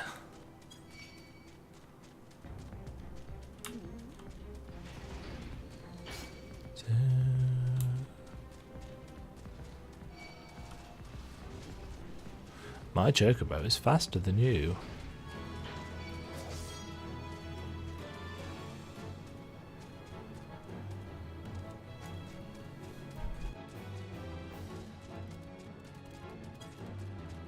Now, you'll notice if you look at the duty finder, the reason why this tends to take a little time is because this is an 8-man instance.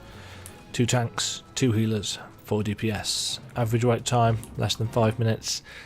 At this time of night, yeah, probably not. We'll see how it goes. While we're waiting,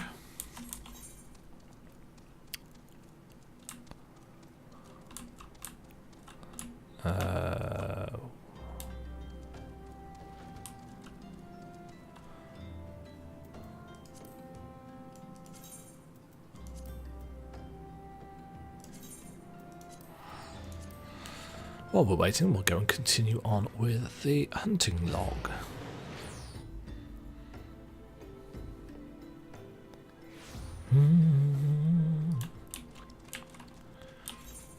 So, we're heading down to Zanrak. We've been past it several times, and I think each time I've pointed out the fact that the enemies there are a little bit higher level. Now, of course, they are pretty much our level.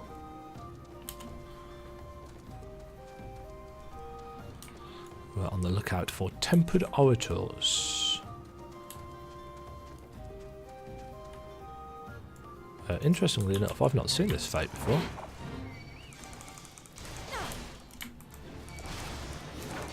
But there are some tempered orators as part of it, so that's nice. Orators are black mage mobs.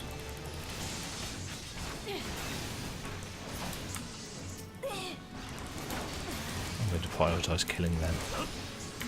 On the off chance our dungeon pops.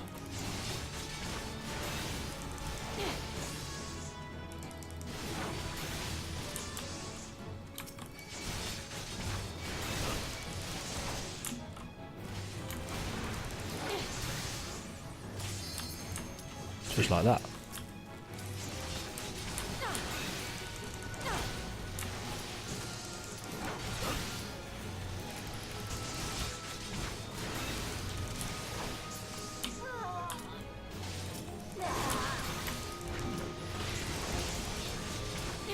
Just enough time to... There we go.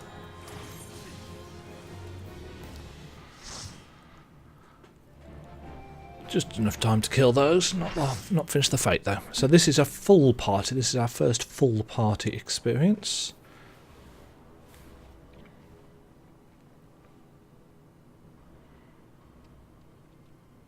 It would appear we have unexpected guests. Now, where have I seen you before? Ah, but of course, the woman who felled the mighty Titan. This is the Icon Slayer? I see. The commotion without is nothing but a diversion. Allow me to hazard a guess. By eliminating me, you hope to undermine the garrison and Oxidans. A bold strategy, to be sure, but have you the strength to see it to fruition? Leave us. None of you are a match for her. Send word to Castrum Oxidans. Tell them the Laminsons are coming. At once, my lord.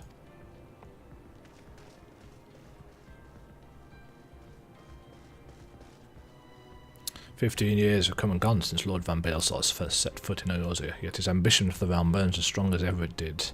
Know you what fuels an adventurer? The desire to deliver the people from their suffering.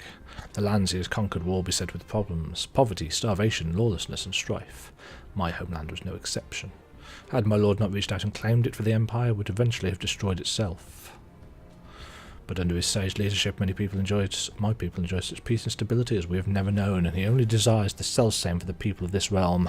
Under his rule, Eorzea would be free from the shackles which bind it, the shackles of false faith. There would be no feeble leaders to misguide the masses, no icons to bleed the realm dry.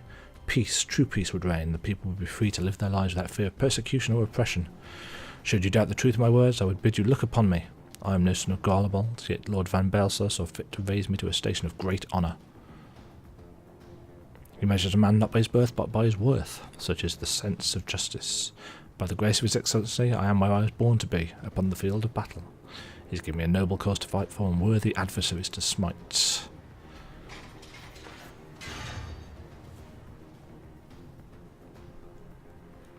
I am not wont to bear my steel needlessly, but if you are deaf to reason. In the name of Lord Van Baelsar, I, Richard Vassarvina, do swear to strike you down.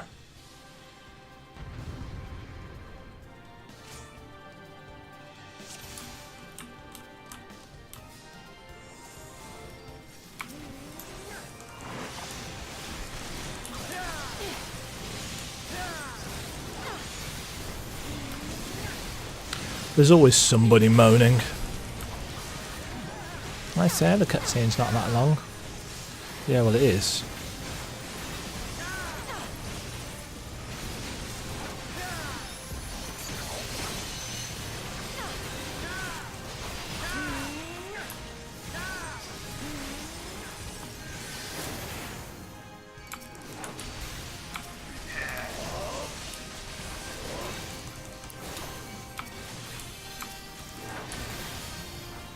Main tank takes the main guy up there.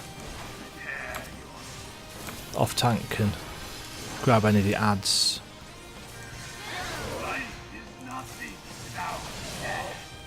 Ah, there we go. It's very, very straightforward at this level. Gasp, pant. This is the Magitech transporter that they were talking about. Forgive me, I have failed you. Lord Van Baelsar.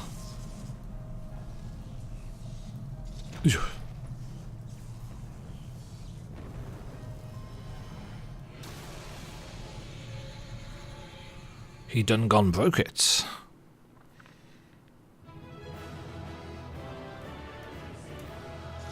And there we go.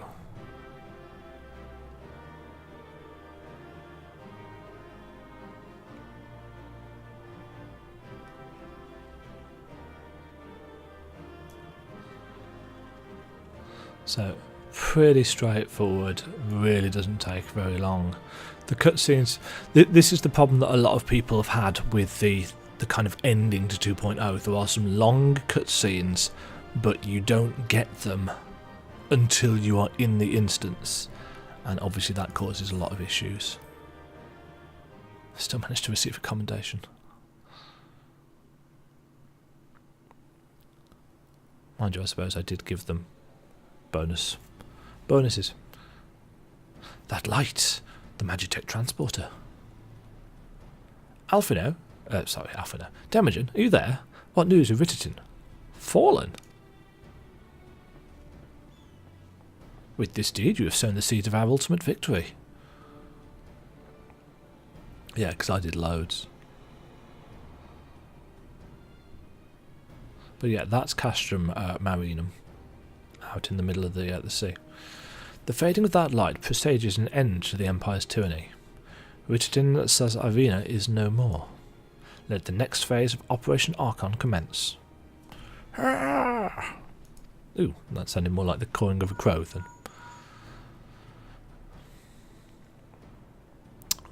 "'Tis I. Seems you've done it again, Demajen.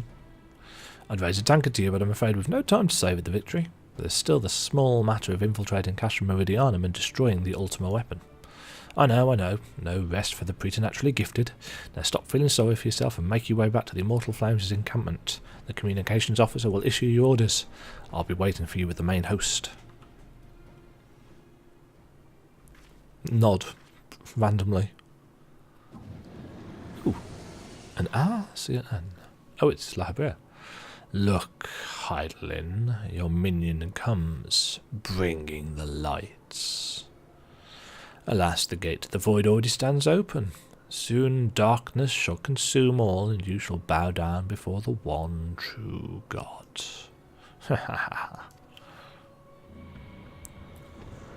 The one true God being Zodiac.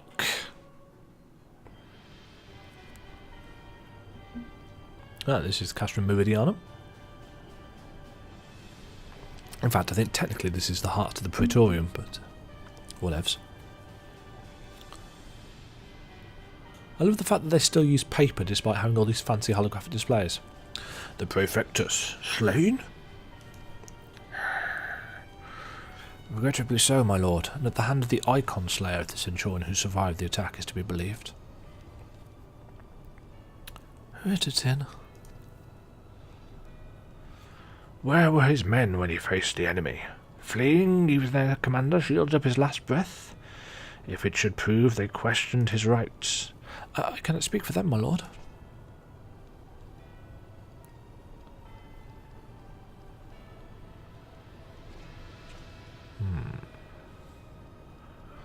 Beg pardons, my lord, but there is more. The Maelstrom has laid siege to Castrum Occidens. Likewise, the Crimson Fleet moves to blockade Castrum Arenum.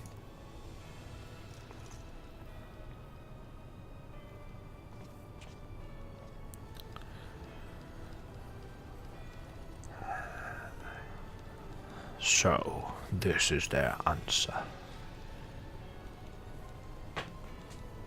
That was not their answer. So, this is their answer.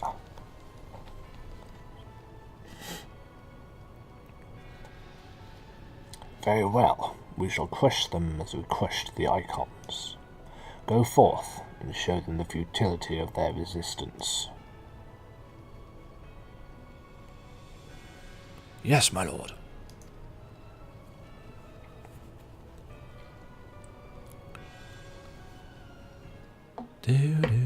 Do.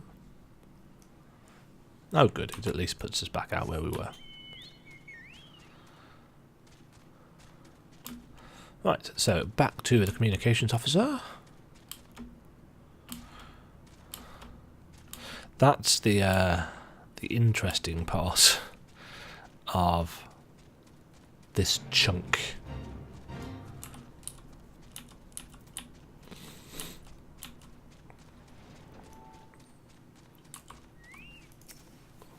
Scion Thornley, your deeds this day are an inspiration to us all. With the death of the Prefectus, Operation Archon has entered its second phase. Even as we speak, the Maelstrom moves to blockade Castrum Occidens and Castrum Marinum, and far to the east in the Black Shroud, the Order of the Twin Adder advances upon Castrum Oriens. Already you've done much to advance our cause, performing such feats as are worthy a song, but if our plans to succeed, more is required of you. Let me know when your preparations are in order, and I shall relay to you the particulars of your next mission.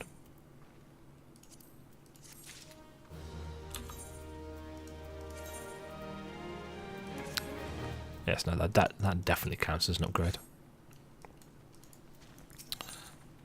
A hero in need.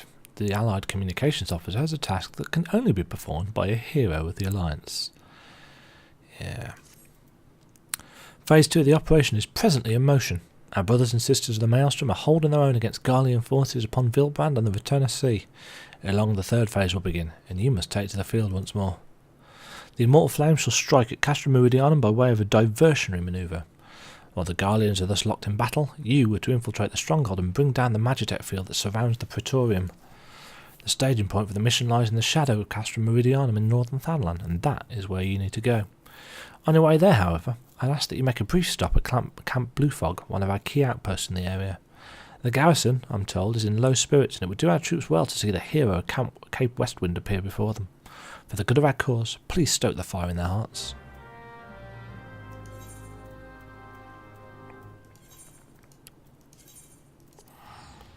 So, I can kind of see the point of this. This is the kind of big rousing speech moment before the battle, but yeah, something about it just doesn't sit quite right with me.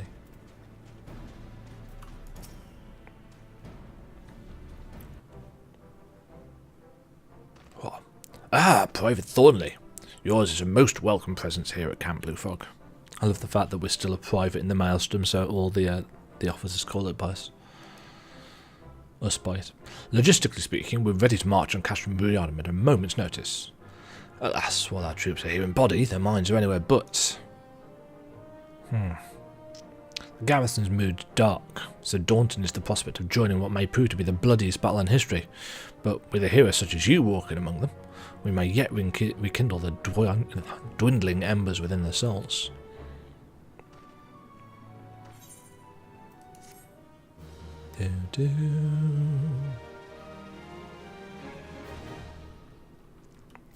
So, the ladle in the darkness. We're going to go around and we're going to feed some people. Yeah, you heard me right. Sergeant Cracked Fist needs a hero to make a stew.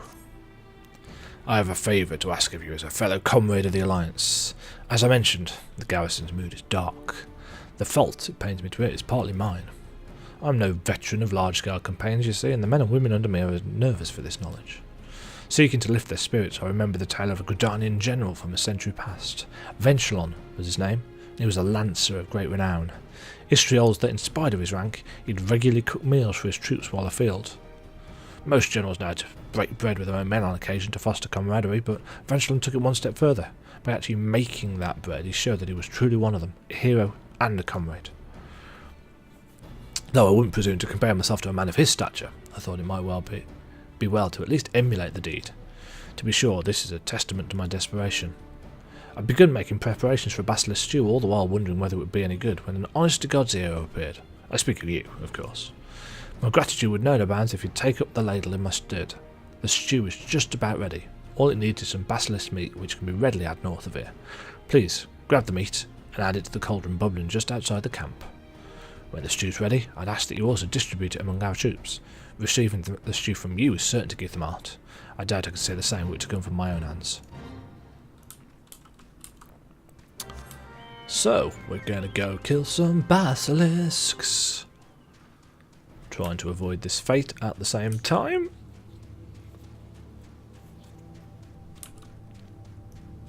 If you remember, we ran through here and I said, let's avoid the basilisks for now. Well, we don't get to avoid them any longer.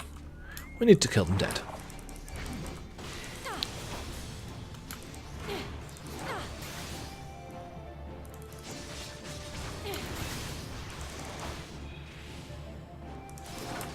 Whoop.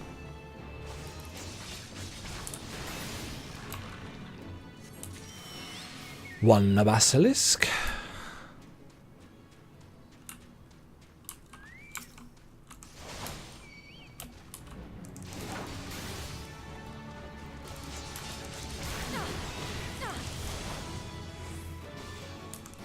Nope. Nope, nope, nope, nope, nope. Two basilisks. Three basilisks.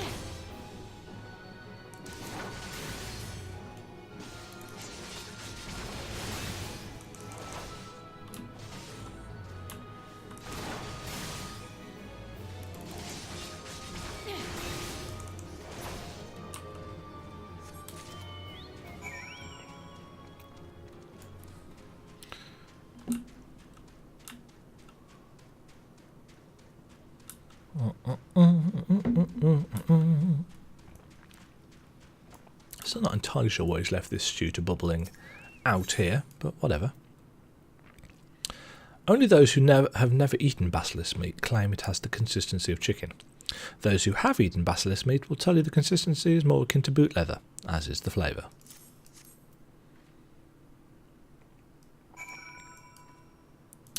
Yes, we actually have to watch the pot.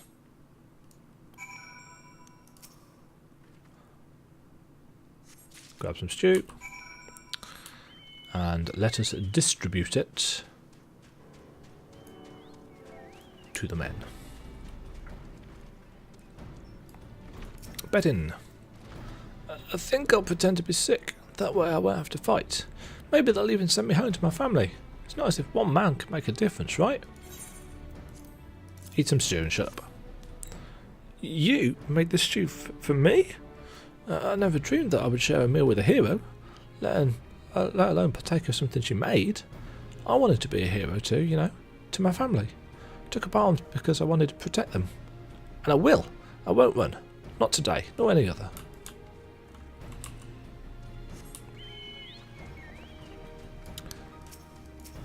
Handing out.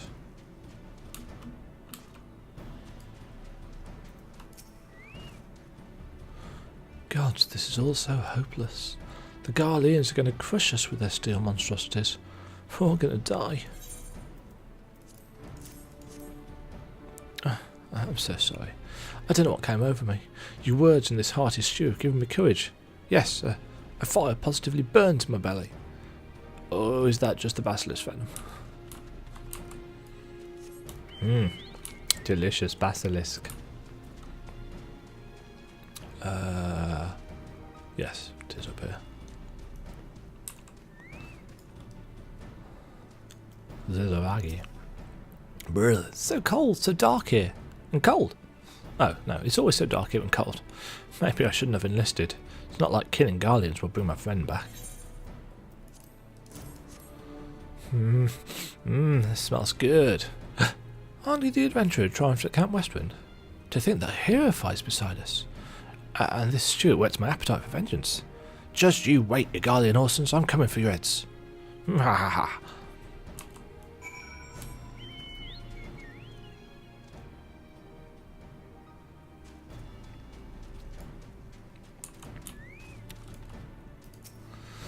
Your basilisk stew's done wonders for our troops' morale. I cannot thank you enough.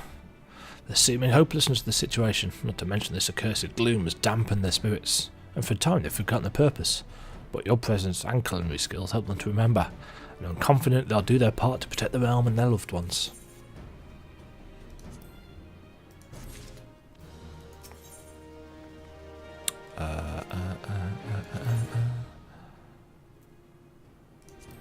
Yes, that's not great. Before you continue on your way, there's one more favour I'd ask of you. North of Camp Bluefog, approximately halfway to the cerulean processing plant, there stand 2 Alliance watchtowers. I'd be grateful if you could bear a message to our sentries at each. When the next phase of the operation commences, link shell communications may be disrupted for a time. Should this happen, messages must be conveyed the old-fashioned way, on foot or with fire. The West Watchtower is under the care of one Private Wymond, while the East is held by Private Hopeful Dawn. On my behalf, please remind them to be fully prepared for this eventuality. Once you've visited both, continue north and then west to the cerulean processing plant. Lieutenant Edelstein, commander of the garrison, will be expecting you. 12 speed your way. This isn't actually as bad as I remember. Right, so there's the one watchtower, and the other one I think is that one over there. Yes, it is.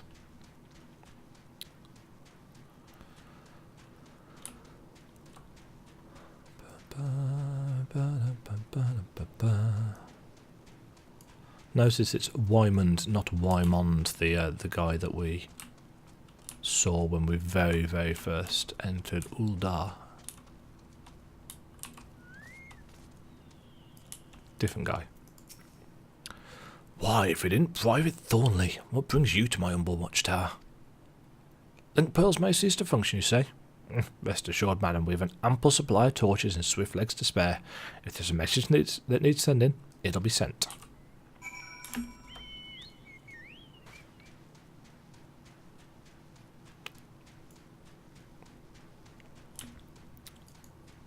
Ooh. Still need to kill the basilisk.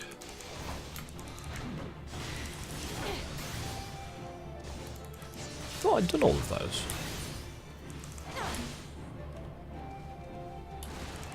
No, no, guess not.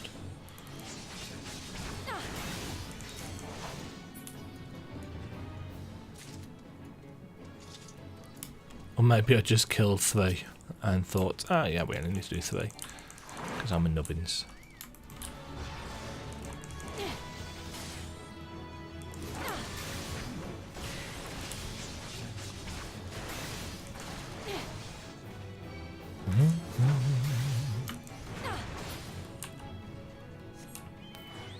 That's all of them.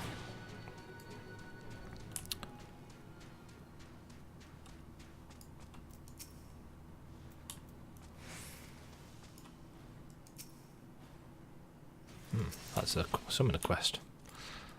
I'm assuming I haven't done those. I do technically have Summoner at 70 on my main, but it's only because I've leveled Scholar. Right, Hopeful Dawn.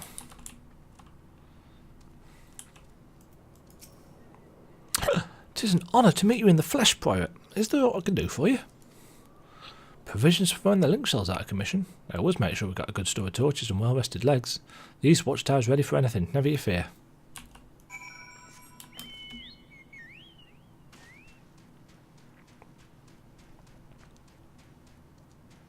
Yes, I really kind of wish we weren't still a private. It wouldn't sound so bad if we were like Commander or one of the other ranks.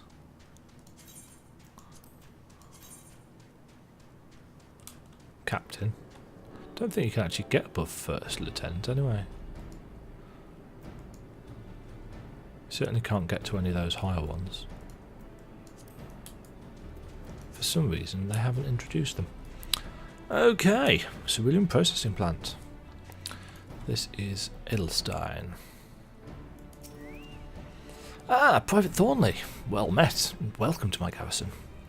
Battle preparations are proceeding well, I'm pleased to say. The Flame General himself arrived a short while ago and has been inspecting our troops.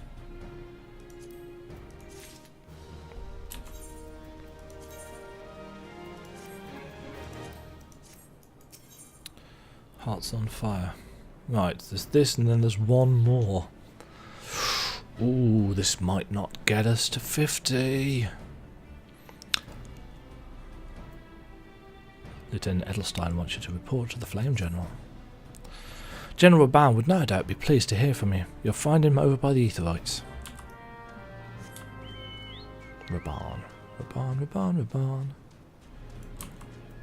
Hi, Raban. Ever a sight for sore eyes, my friend. I'm told you work wonders on the morale of our garrison of Blue Fog. I'd have you do the same for the troops here. They're putting a brave face when I'm about, but the fire in their hearts quivers as a candle in the wind. Aye, I can see it in their bearing. About the camp there are green recruits whose resolve falters. Find them and rekindle their fighting spirit the way only a true hero can. Once you've seen to the others, go and do the same for Edelstein. No matter what you may claim, the lieutenant would also be better for a bit of rousing. Trust me, I know. So we're going to go and rouse some folk who are feeling a bit down.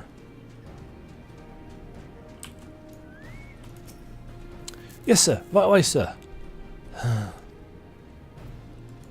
Oh, yes, we actually need to... Psych! Yes. Whoa! The Guardians are not nearly as frightening as you. I've seen a face of Vanguard 1 naked as my name day.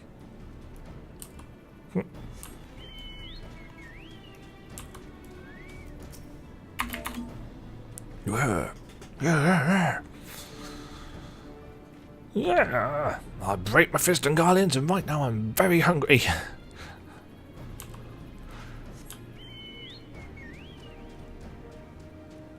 Oh, break my fast on Guardians, did he say?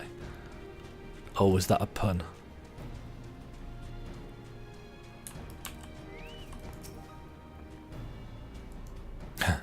Ah, the oft-rumoured hero. Doubtless you will single-handedly save us all. No, me and 7 other people.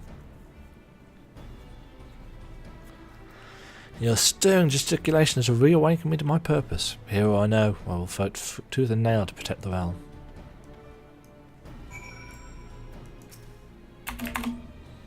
Yay. Right, Ralga. Without me realising it, the fire of my own resolve had grown dim. But thanks to you, it burns red hot once more. If needs be, I shall lay down my life to secure victory for yours here. And I'll give you a new ring besides. Ooh, the brand new ring is finally getting replaced. It's taken a while.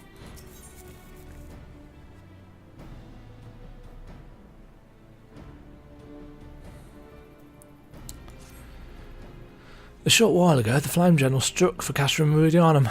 Alas, no sooner did his contingent gain the resistance line than an Imperial patrol fell upon him. We were informed they successfully won through, but enemy patrols yet linger in the area. Our main host could easily crush their like to be sure, but we dare not deploy them at this juncture lest we prematurely stir the hornet's nest. That the operation might proceed unhampered, I'd have you thin out the Imperial presence at Raban's push. It should suffice if you were to vanquish 3 to their vanguards and foot soldiers. Once you've accomplished this, pray join the Flame General at the operation staging point, and may Ralga give you strength.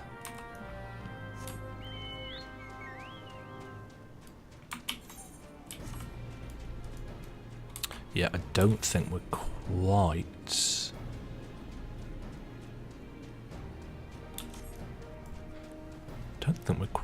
going to get to 50. Right, anyway, Raban's push. Ooh, that looks pretty. So, we gotta kill some dudes. I know, surprising, isn't it?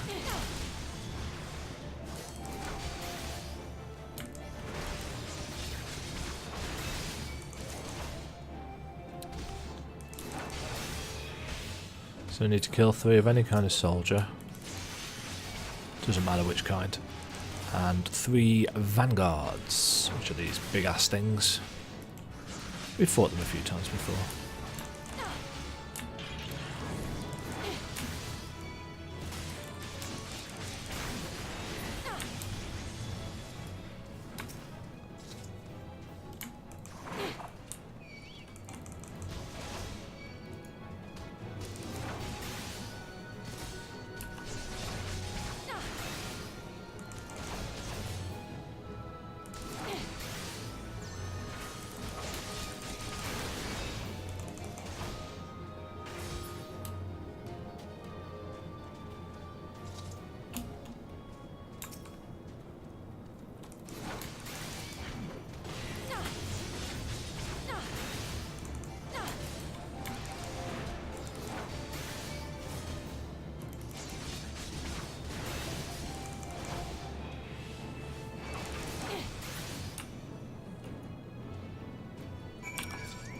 Oops.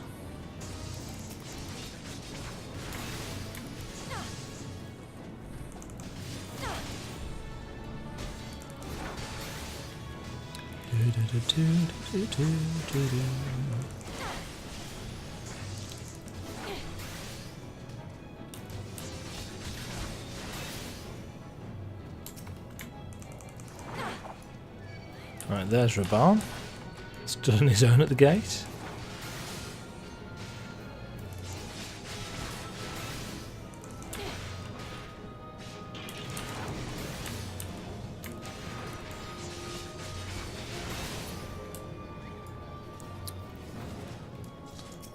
One more.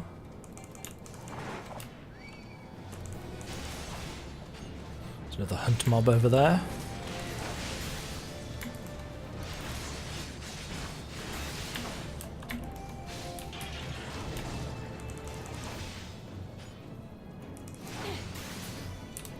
And there we go.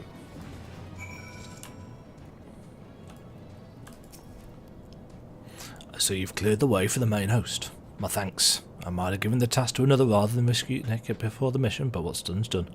Besides, it's probably served to loosen up your joints. This is it, Demajen. The moment of reckoning. Eorzea's future hinges upon our deeds this day. Oof! It was just enough. Just enough. And we have learned Circle of Scorn. Raban stands ready to commence the penultimate phase of Operation Archon.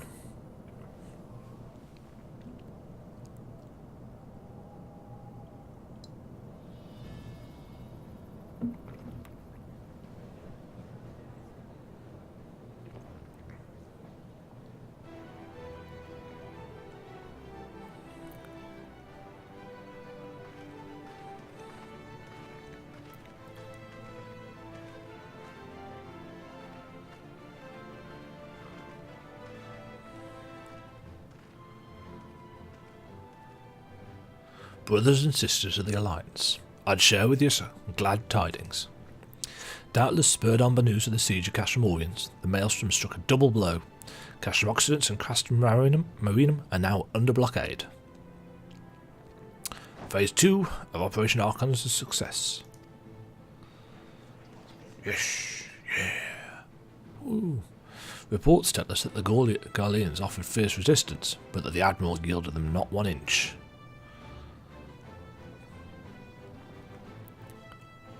With Occident, Marinum and Orient thus suppressed, the third phase may begin in earnest. Even as we speak, the Order of the Twin Adder moves to block the railway leading hither from Castrum Sentry, and that can mean but one thing. The hour has come to strike at the heart of the Garlean invasion force. Castrum Meridianum, the den of the Black Wolf.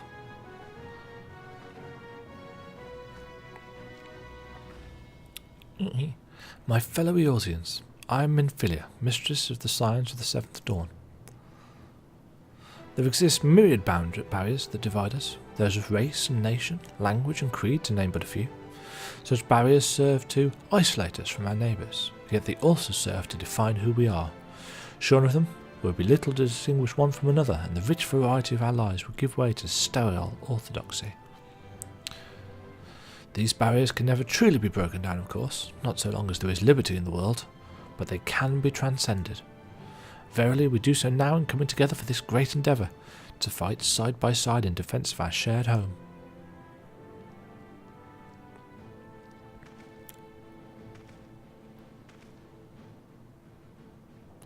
Before me stands the adventurer Demajen Thornley. You all know as the woman who will lead the unit tasked with destroying the Ultima weapon.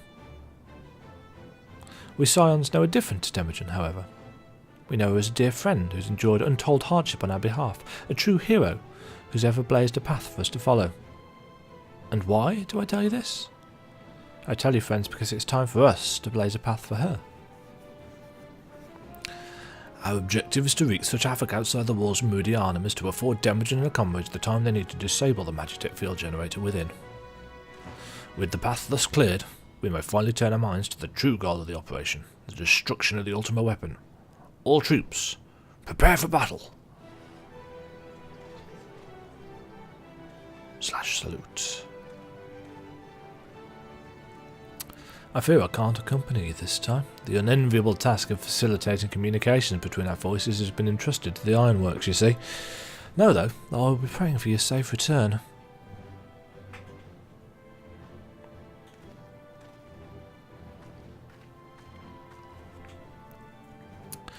See that you come back to us, my friend.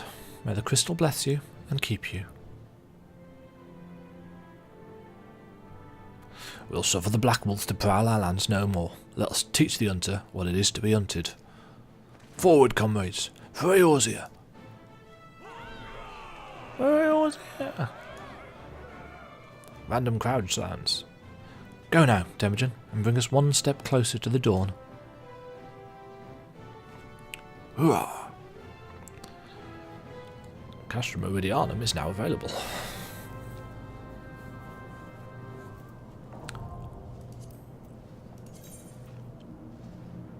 And so naturally, we are going to run away.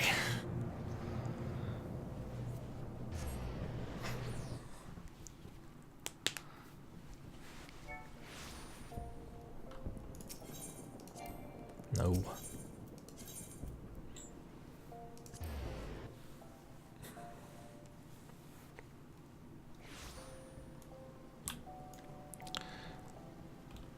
Because if we're going to do this, I want us to be wearing at least half decent. Ooh, Valor armor. Oh, so it gives us the I-90 stuff straight away. Interesting. Right, I'm going to skip the cutscene for this, because that is not our purpose.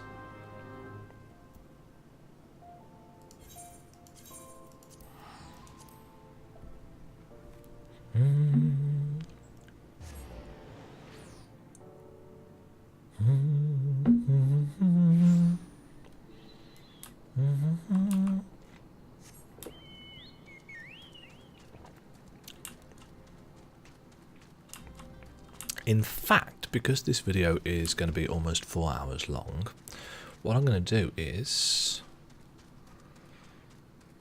let's just double check something.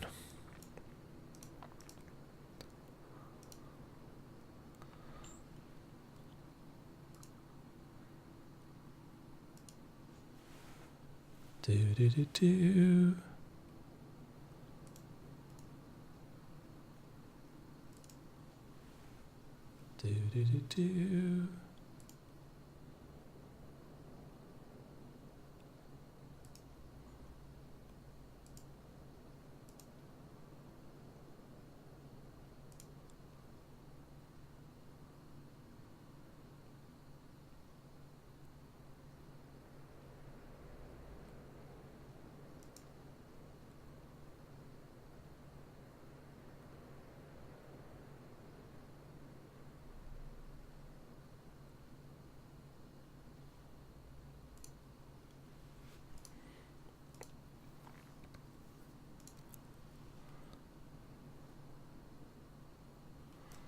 Right. Because there's not actually anybody watching, what I'm going to do is clip the stream here at the 3 hours 55 minutes mark, go for a quick bathroom break, and I'll be back in about 20 minutes or so, tops, having done this quest, so that we can do the last 2 dungeons and finish off there. So, be right back.